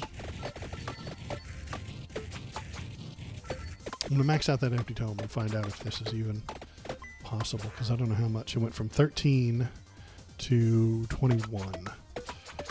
14, 15, 16, 17, 18, 19, 20, 21. Well, by 8. If it goes up by 8, 1, 2, 3 more times. Geez. 8 times 3 is 24, plus the 21. Still only gets me to 45. Shit. It's about half of what I need. How the hell am I supposed to do that? Huh. I don't know how to get there. Strange.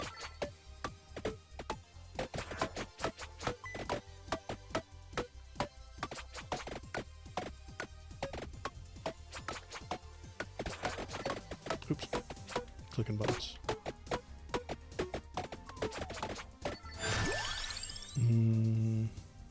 I don't think I want any of that.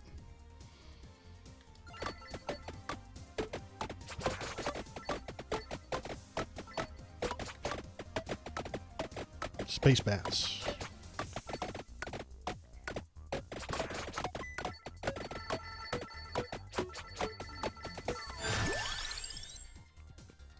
Homing missiles is pretty good. I do like the homing missiles. Look at them. Look at them go.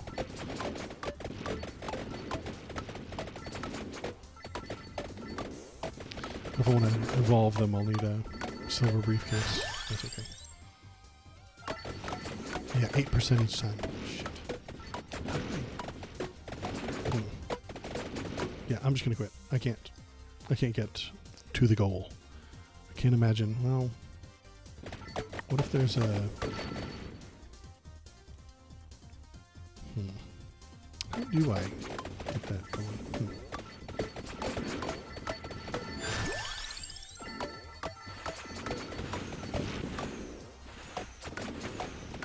Filthy slime broke into two. Disgusting. Worldy space slime, you die. Feel free to hit me up with questions or stupid jokes or political ideas or your favorite conspiracy theory. I do still have the hat on, so I'm going to leave it on for a little bit longer, for the next 20 minutes or so.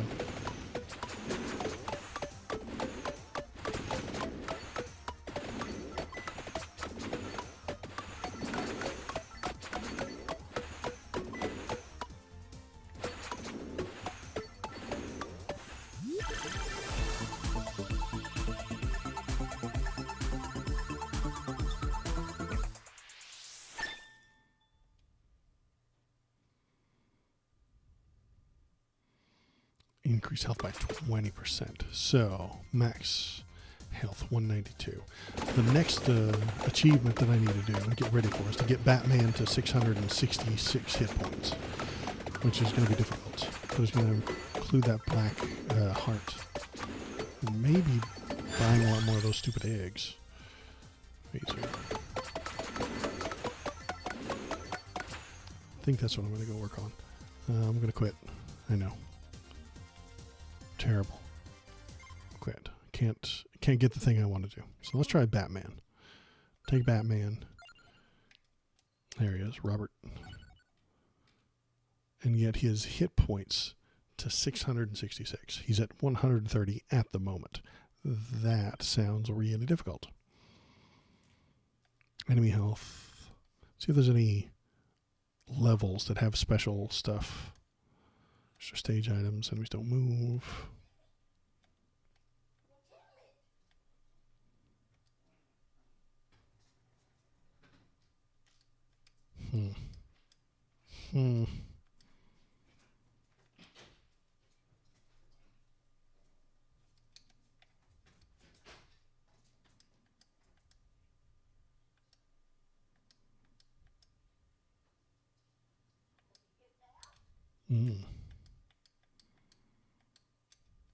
Okay, well, all of that seems crap. Let's go back up here to Green Acres. Get random enemies. Any of these increases health, hit points, hit points, hit points, max HP. That's what we need.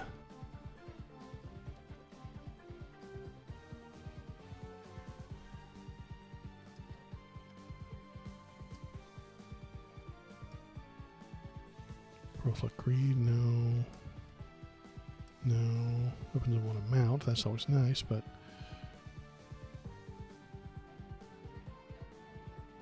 0.5% max health. Okay, so we've got one.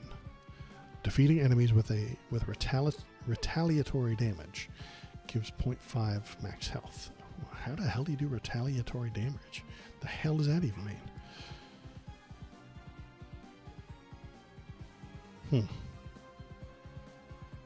How the hell do I do that? We're going to click it and we're going to get it. Then we're going to go talk to this guy. He is going to give me a bunch of dog shit weapons and an extra arcana for this run. Golden egg. Shit. None of that did me any good. Alright, Batman. Let's roll. My bats versus your bats. Who's gonna win?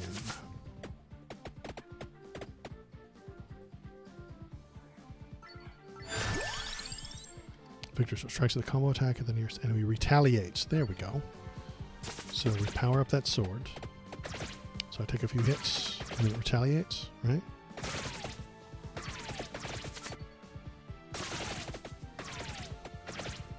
So my hit points going up, 143. 144, it sure is. Oh my god, I think we got it.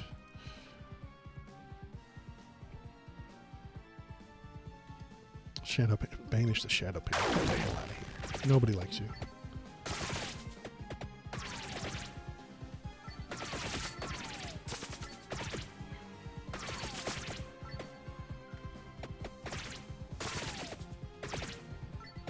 Hey, Carolinas, how you doing? We're trying to get Batman here up to 666 hit points. I don't know if I can do it.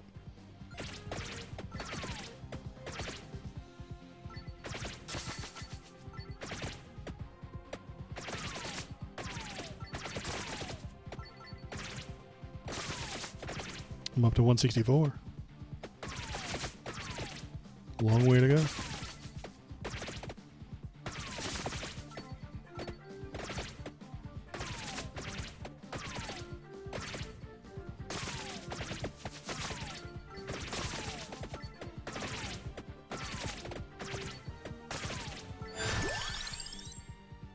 What do we got? We got spinach? Sure.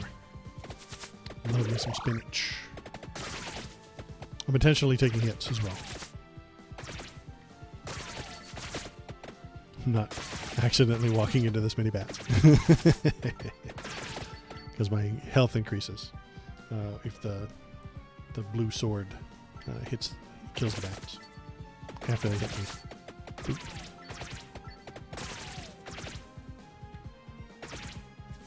Bat just doesn't want to attack me. Okay, that's nice. Thank you.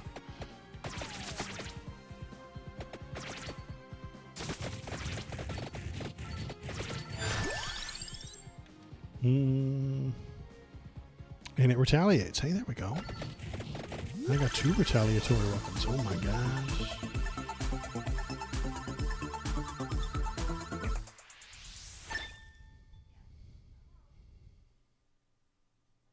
Oh, yeah, I have my tinfoil hat on because we had so many tinfoil hat things tonight. Slog this one, cheesed it with the frozen enemy drops. Hearts cards. Oh, okay. Hollow heart. There we go. Max health by 20%. What am I at now? I'm at 265.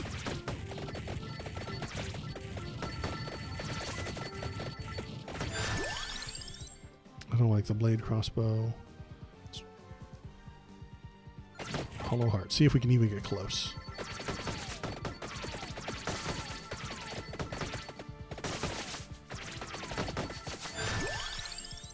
We need the red heart so we can start regimenting hit points as well.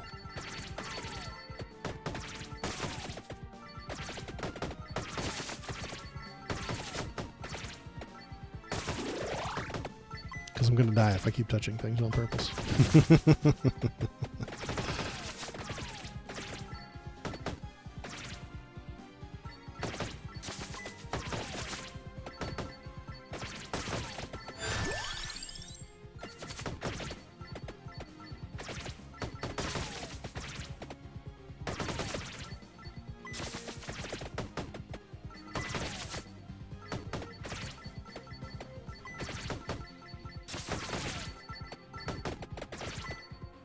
436, not bad. I got 3 more levels on the Black Heart.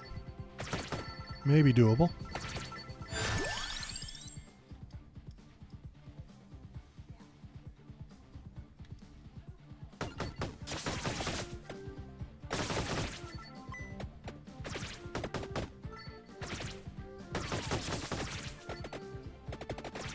That badge didn't do any damage to me. Interesting.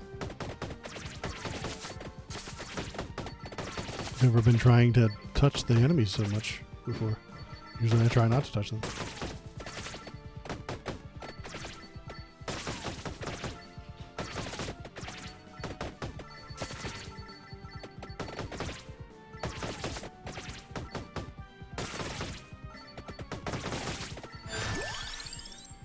There we go, a revive. Good call. In case I die. That would be funny. Batman is immune to bats. Yeah, that would be nice, wouldn't it? You just can't be harmed by bats. They just perch on his shoulders and be like, hey, bro, what's up?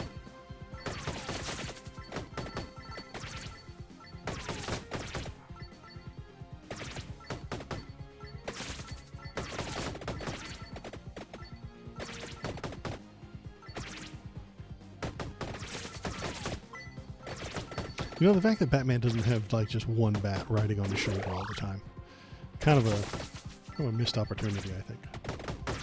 Can you give him a cool name?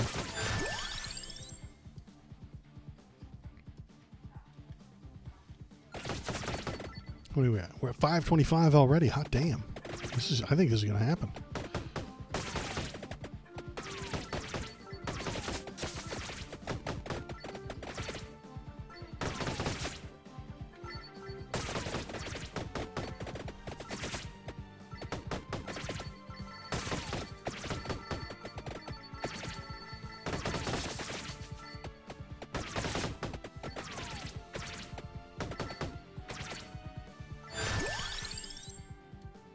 I do like the guns, but let's do the empty tone.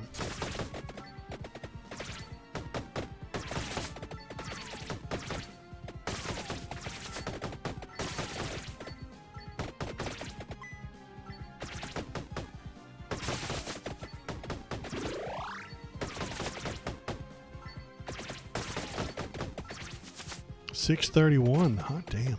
I think we got this.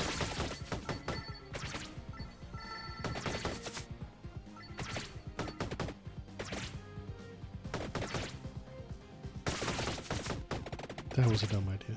I should be touching the bats, not those plants.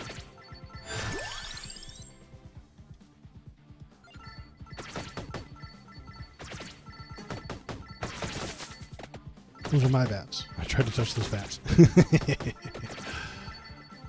Stop touching the bats, Waldo. All right. 637. Maybe 30 more to go. Hollow Heart brings it up by 20%. Does that put us above 764 max health? Oh my god. We did it.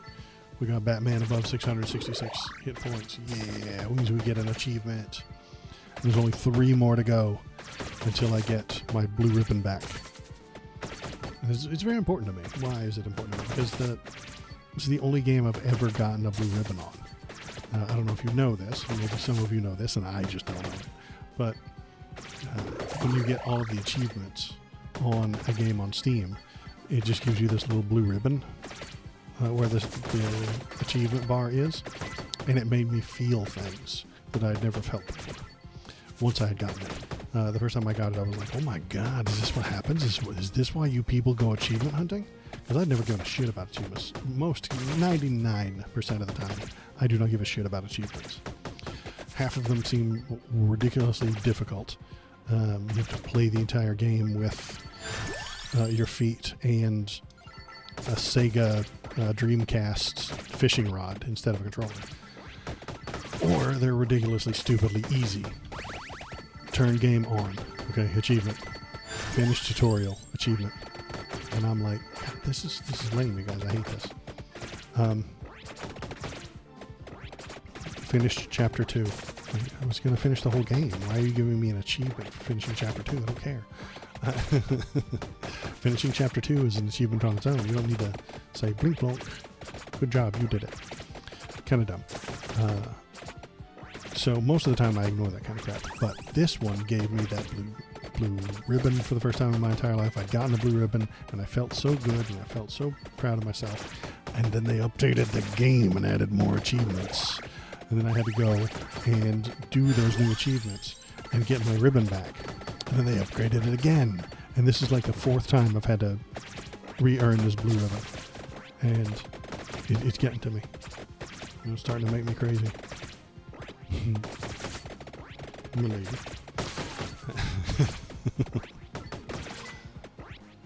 Keep telling everybody I'm not crazy.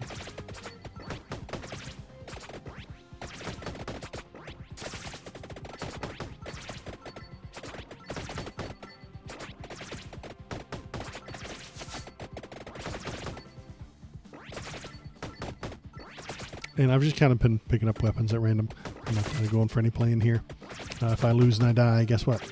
I still get the achievement.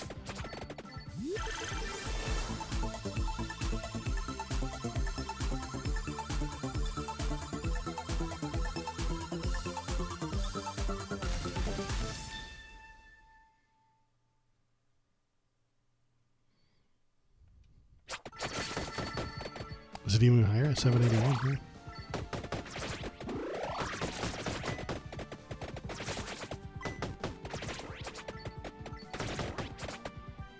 You're not crazy. Thank you. One of my favorite achievements is the Star Wars Force Unleashed. You have to toss a certain number of stormtroopers as Darth Vader. I think it's called Worst Day Shift Manager. There you go. See, now that's a fun one.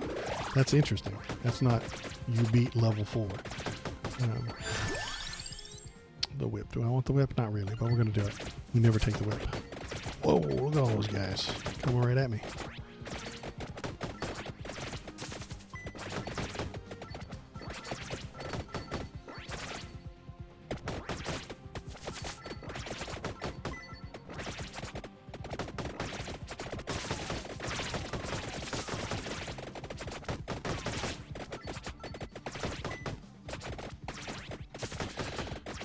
There was another idea that I had. What was it? Should I put all the video game streams on a different channel? It's the thing about YouTube is it's awful and I hate it. But should I not edit them, but just like chop them off and just put them on their own YouTube channel? I don't know. The idea came to me the other day. I don't think I would edit them at all. Like in any way, because I don't have the time. I barely have enough time to edit the videos that I do put up. So it would be just like a chop off the first hour and a half of the stream and then just post up the last 30 minutes. I don't know.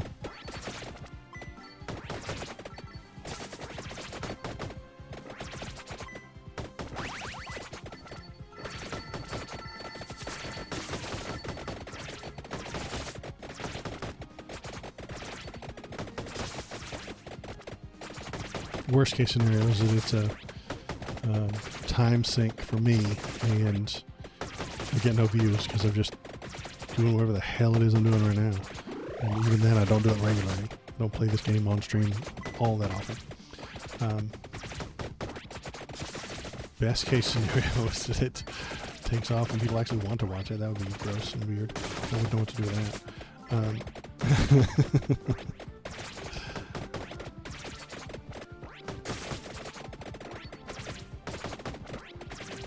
Most likely what would happen is that just nobody would watch and it would get 0 views or 1 view or something like that. And then I would just quit after a couple of weeks. So maybe I'll do that. Maybe.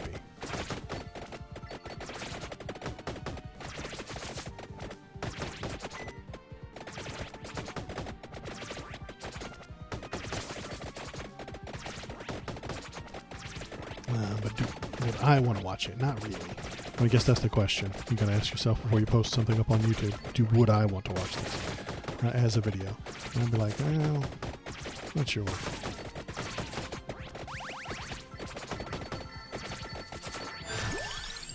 Because what I think I'm doing right now is live streaming, which is fun. That has some interactivity to it. I can say, am I crazy? And then you can go into the thing and you can give me some text-to-speech or something like that. You can drop funny jokes into the thing right there. But would somebody watch that after the fact when it's not live? I don't think so.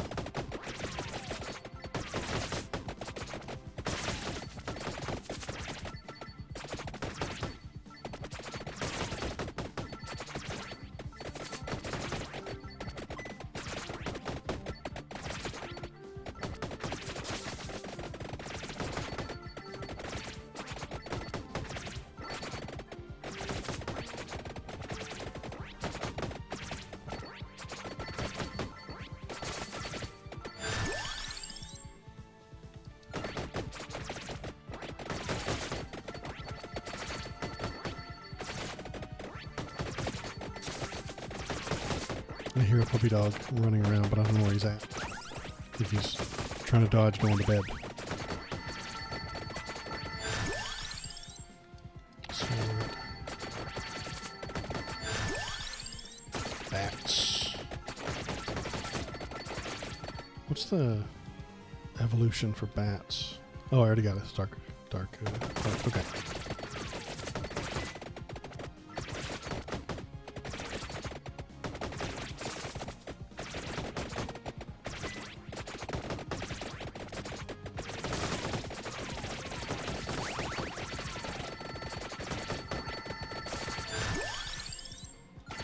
Maxed out bats. Do we have any treasure boxes? No.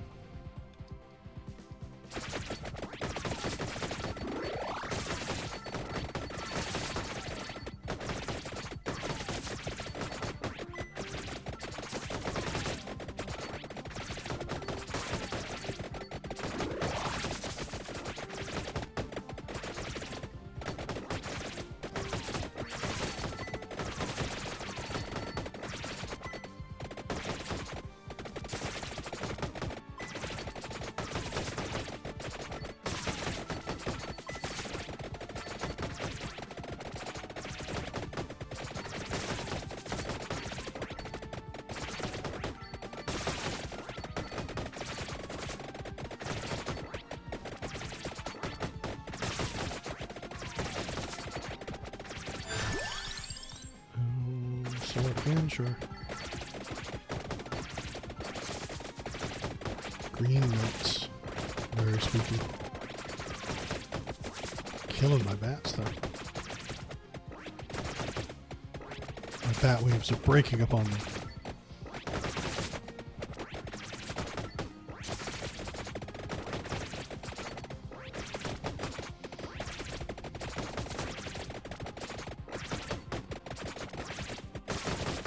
Treasure box, that's what I want. I want to evolve. Let's digivolve. Nope.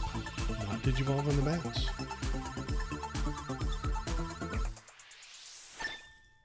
Is there another treasure box right down here? I think there is. Yeah, it's right down. Should have gone after the other one. Picked Mad Groove and they just brought everything to me.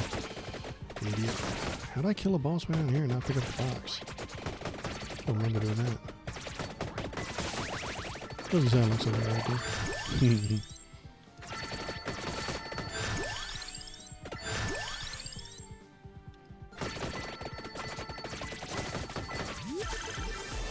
Nope, nor did you all this time either, dang. He died of boredom. Maybe. I just ignored him until he killed himself.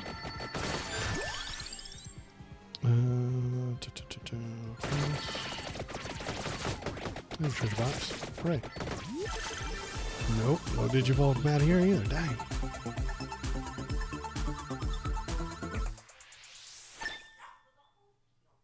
Spreader gun, okay.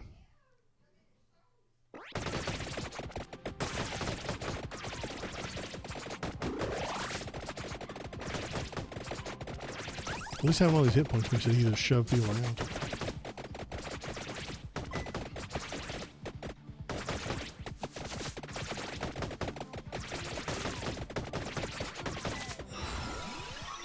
What I want Mad Groove. Extra treasure boss spawns every minute. Treasure it carries might occasionally contain arcanas and Random passive weapons. That sounds fun. Look at that. More bosses, more treasure boxes. Loot goblins running around all over the place.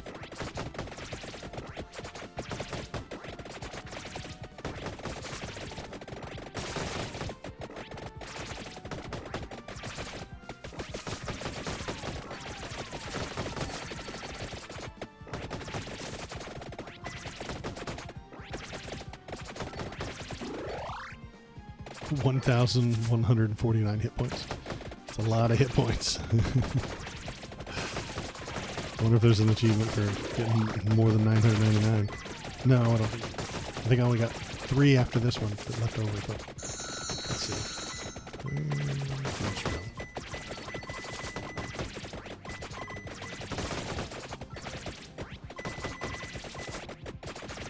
How did I kill a boss way down here again? What am I doing wrong here? There's a loot goblin. Die, loot goblin. You don't belong in this world. I'm not dying. Guys, he's not dying! I want Mad Groove. Reroll. Twin is nice, but I need Mad Groove. That's not Mad Groove, is it? No, that's... Beginning, no, I want Mad Groove. Give me that tree, Mad Groove. There you are. Bum, bum, bum.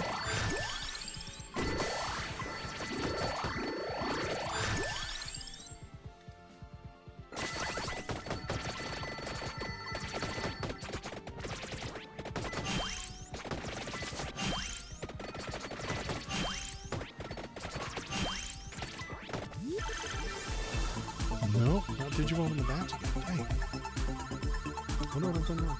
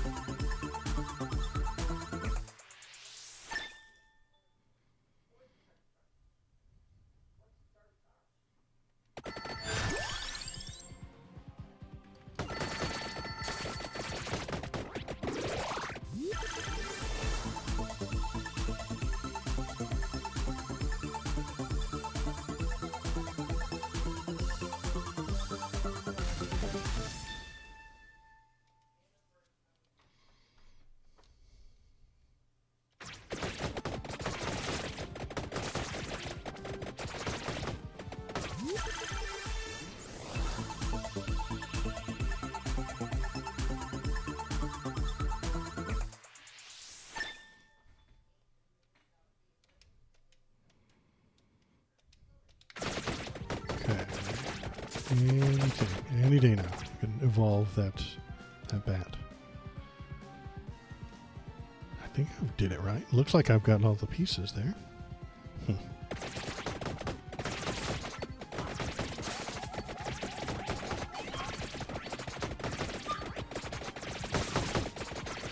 Maybe it's an Ash Ketchum situation. Batman doesn't want to evolve his best friend Bat because he just wouldn't be his best friend anymore.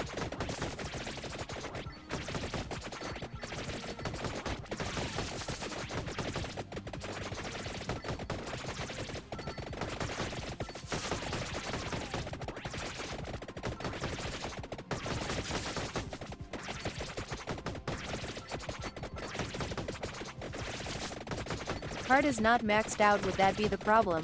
It isn't for anything else, usually. But I am going to try and max it out, see if that does it.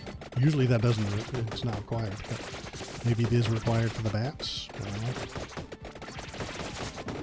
I'm not an expert on the bats. I usually don't choose them.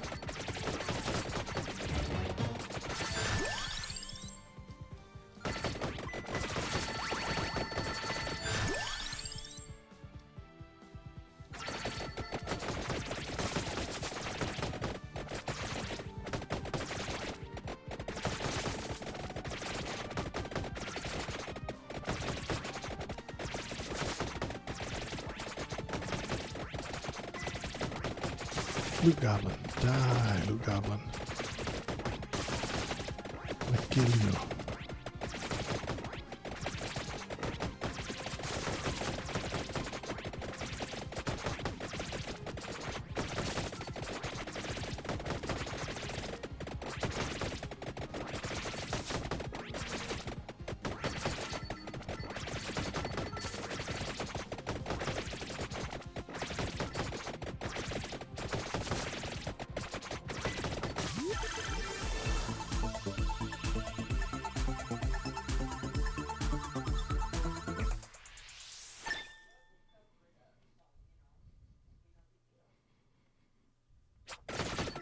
Anything else ready to digivolve? Let's see what I've got. Anything else? The boomerang. Stupid boomerang. I don't like the boomerang. Never have. Are the gray chests different? I don't think so. They did add those colors in the last patch, and I don't know if there's a difference. I can't tell a difference. I've been looking at them. The purple ones are definitely different. The purple ones definitely give you the cards. But I don't think there's a difference between the gray chests and the brown chests. If there is, I haven't noticed.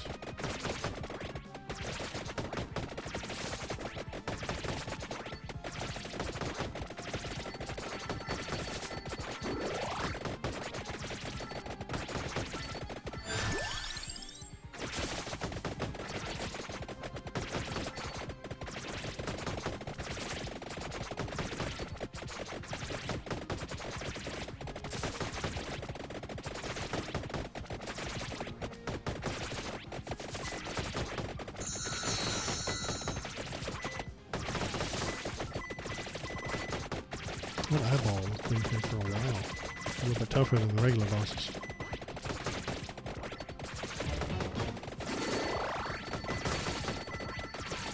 Alright. I think we're getting a little crazy. These just need to calm down, right? Simmer down.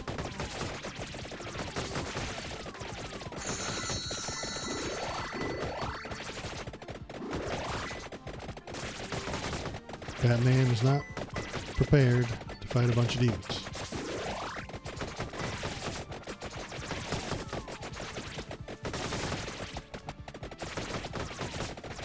It's just a man with a bat, with a bunch of bats and a gun and some whips.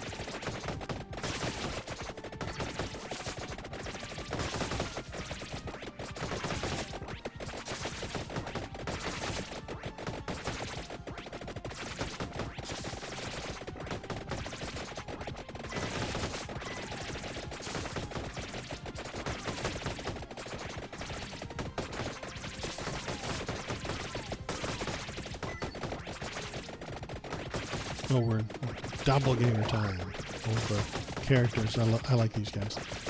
It's all the base characters, but they're all colored funny and look weird. They're all zombos.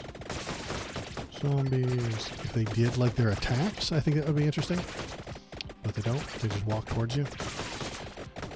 And I'm not knocking this game, but I am slightly knocking this game. But that other game that we played, Halls of Torment. Like the enemies actually had like movement patterns and attack patterns and stuff like that. I think it was a little bit better. Same for Death Must Die, which I think had an update. So what I think I'll do is I'll get the last like 3 of these, so I get my blue ribbon back, and then we'll check the update for Death Must Die. See if there's a new characters or new levels or anything like that. And we'll try Death Must Die again, because this is the genre now. This is apparently how it works. You put out a really quick, cheap game, a couple of dollars, and then give it free updates forever. Hey, somebody's evolving. Somebody's digivolving. Oh, wait. Maybe I was wrong. I swear it looked like the digivolved versions. I'm a crazy person. Don't listen to me. I don't know what I'm talking about. I'm not really.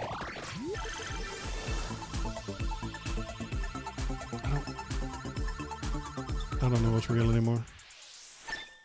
The hell was that? I didn't have a bracer. Okay, maybe that treasure box gives me extra stuff. Okay, I got you. So there might be a difference in the treasure boxes. I simply don't know what it is. And I couldn't see that one because it was all, you know, getting gangbanged by the mummies.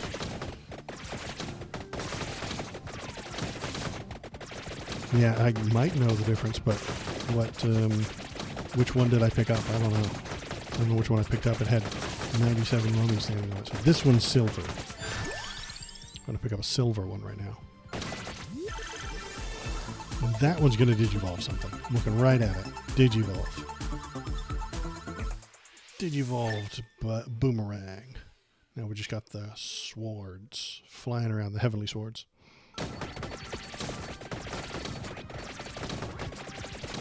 which were my favorite weapon in Castlevania Symphony of the Night. You guys ever played Castlevania Symphony of the Night? You get the little swords, the heavenly sword, you shoot it, and then it flips backward towards you. Very fun. Very slow. Not the best weapon in the game, but it's the most fun. One of the fun weapons in the game.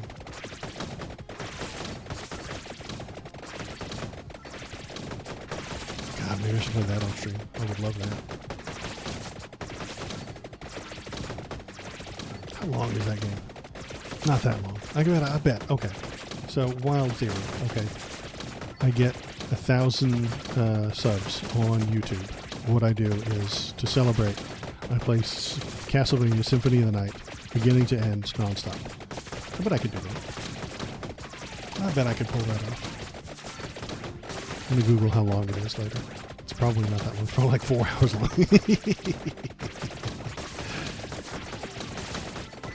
And I'm pretty good at it. And I know all the secrets. And I know where everything is. And if I don't go nuts trying to farm a second Heavenly Sword, I could actually beat it. No problem. Did you know that there's a super move if you have 2 Heavenly Swords? It's not an easy thing to accomplish, but if you get, there's 1 Heavenly Sword and there's 1 that you can get from a drop. If you get it from a drop, you can equip both of them, and then you get a super move. It's very cool. Let's do beginning, or Gemini does not help me. Keep beginning.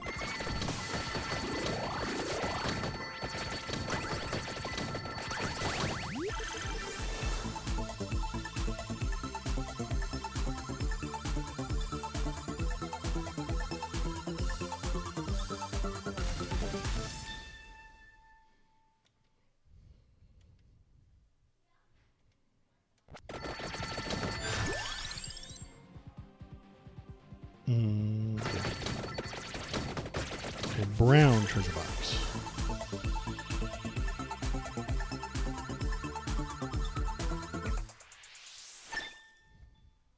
Did not evolve my bat. Is my black heart full too? Still not full. Got too many items. Too many items. True.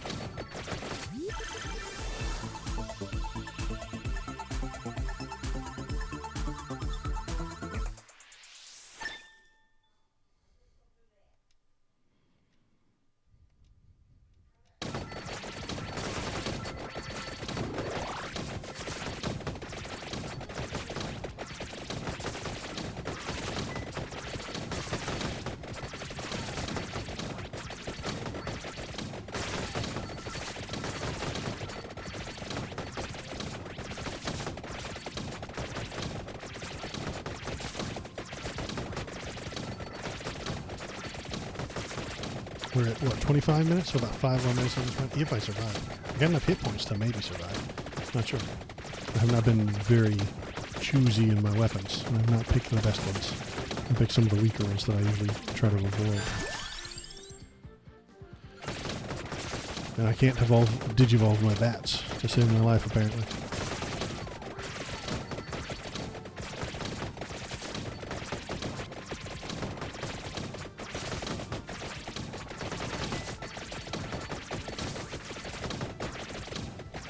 But I got 1,760 hit points, so that's nice.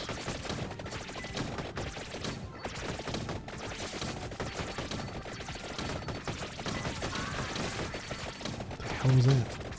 That was a weird sound.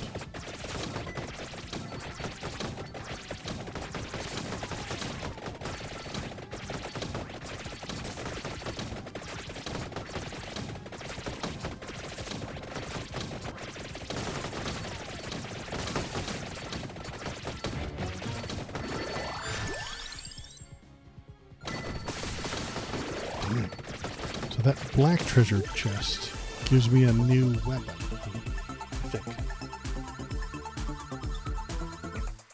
No, it just leveled up my tiramisu. Okay. Let's strange.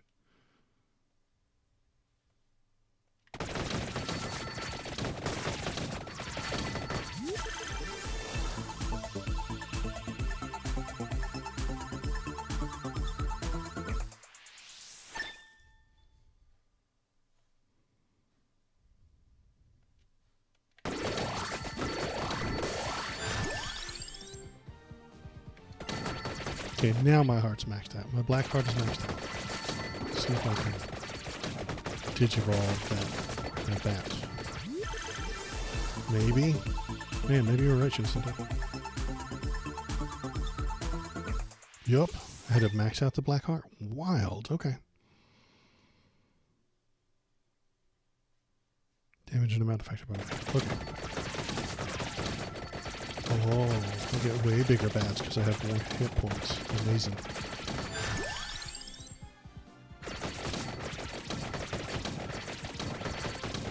They're cutting swath now, are they?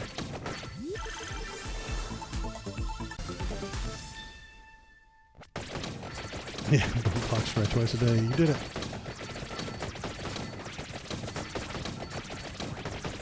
Is that your achievement for today?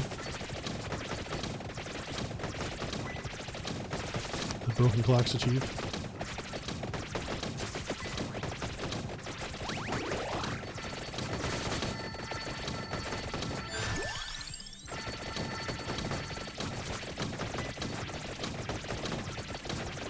Looks like I got a good beat going.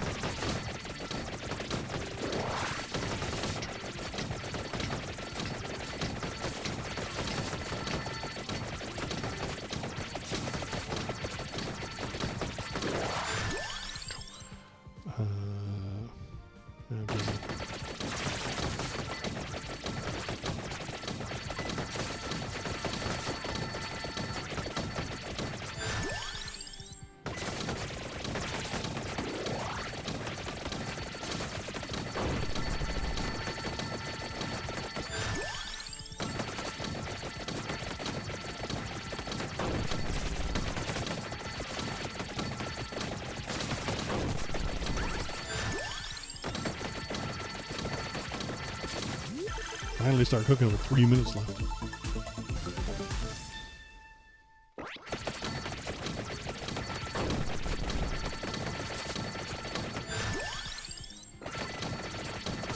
Is that an egg down there? Yeah, egg. Yeah, nice.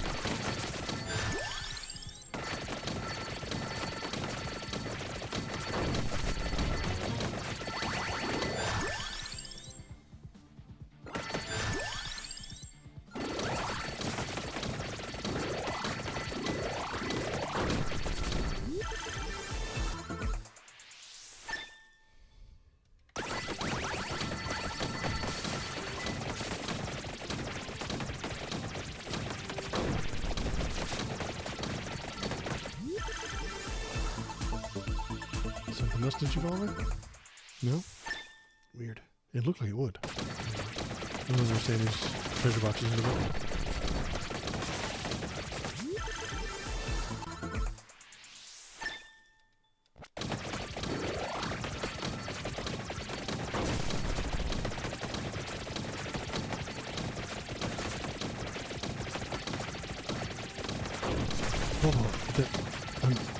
I'm on the last minute of this level.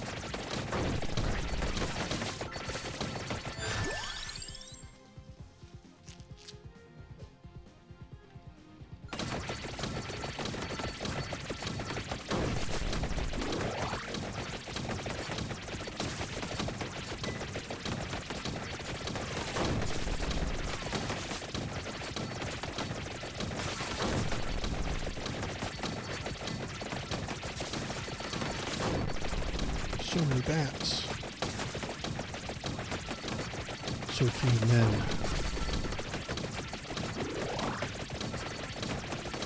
And that lion's got bat wings. Look at him. You're not a bat. You look ridiculous. You're a lion. Lion. You know bats. I know bats. I'm Batman.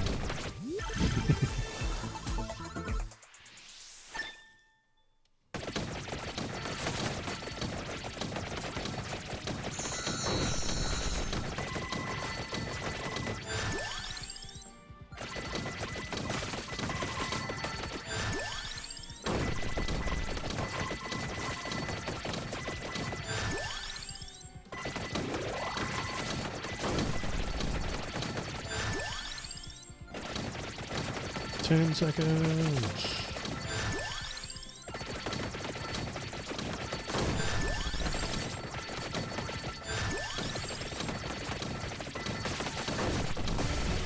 Did it. All right. So we should have a new achievement. There it is. Reach 665 health with Bat Robert. We did it. Oh my god, I feel so good. Did that open up a new character? No. Wonder if it unlocked anything. Why not that one? Okay. All right. That is it for me tonight. That was super fun. I appreciate everybody was here. I forgot that I had the hat on. It's so comfy that I forgot it was there. So I appreciate everybody who was here tonight. Thank you very much. I'm about to call it for the night. So if you want to talk to me in between streams, you can do so at the Discord right there. Go on over to the Discord. Tell me what you're thinking. Tell me what you're feeling. Leave it did help me win. You're right. It was a tinfoil stream. It was a whole thing. Leave links there to fun stories that you want to talk about or you want to feel out together. If you want to watch on the YouTube, you can do that right here. I have all of the old streams up on the live tab. Then I cut out the best bits of this, turned it into YouTube videos. The latest video did so good. I'm so excited. I'm so happy. It got up to 1,500 views, and then I picked up like 5 more subscribers, so I'm up to like a whopping like 208 subscribers. It is very exciting. Is that guy on so I can raid him? What is his name? His name was ADHD.